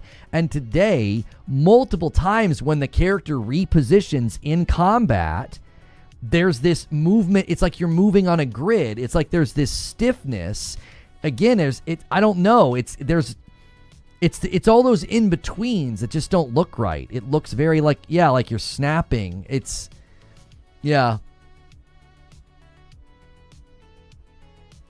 I wanted modern standard combat with everything else Fable has.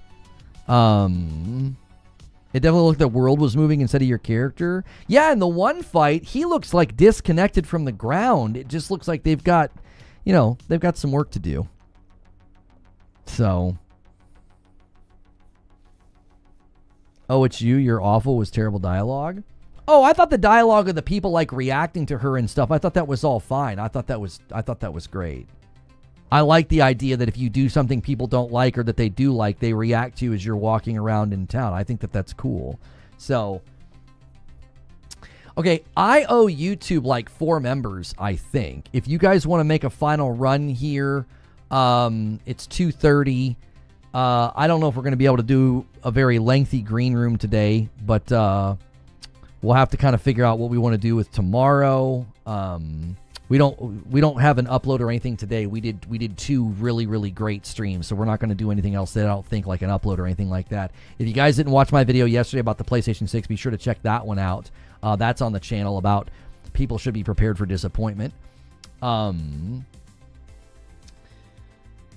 It looked good, but the combat looked like Avowed third person. It really reminded me of some of the like punching a pillow, not super great combat in Avowed. Like it looked better than Avowed, but it just didn't look like the kind of combat that I tend to think looks impactful and strong.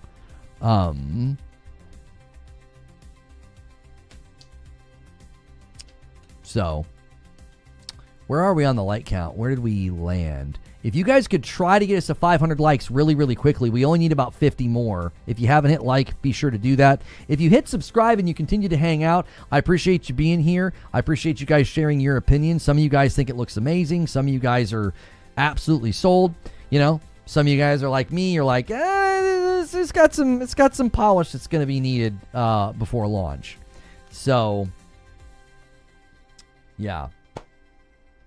So there's a link in chat for you guys on YouTube if you want to check out the PlayStation video.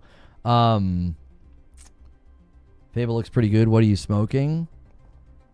I'm being, I think, very fair and very measured. I think some of you guys are looking for a reaction and you're just not going to get it. I'm being very fair and measured in what I'm saying. Everything looks great with respect to the Fable systems, but there were visible performance issues in the trailer when they were moving around. Lots of weird frame rate and stuttering. And then the combat looks clunky and rigid, and it just doesn't look smooth. It did not look like something that is coming out in a couple of months. I mean, it's a couple of months. I mean, 8 months or something. It's coming out this year. It didn't... I've seen a lot of gameplay showcases of games the year they're coming out, and they typically don't look that rough. That was a rough showing of performance and gameplay, in my opinion. So... I feel like I'm being very fair. I feel like some of y'all are hunting for a reaction because you're like, well, we got to make this guy look like he's hating on the game. You're going to really be stretching to do that. I feel like I'm being more than fair to what they showed today.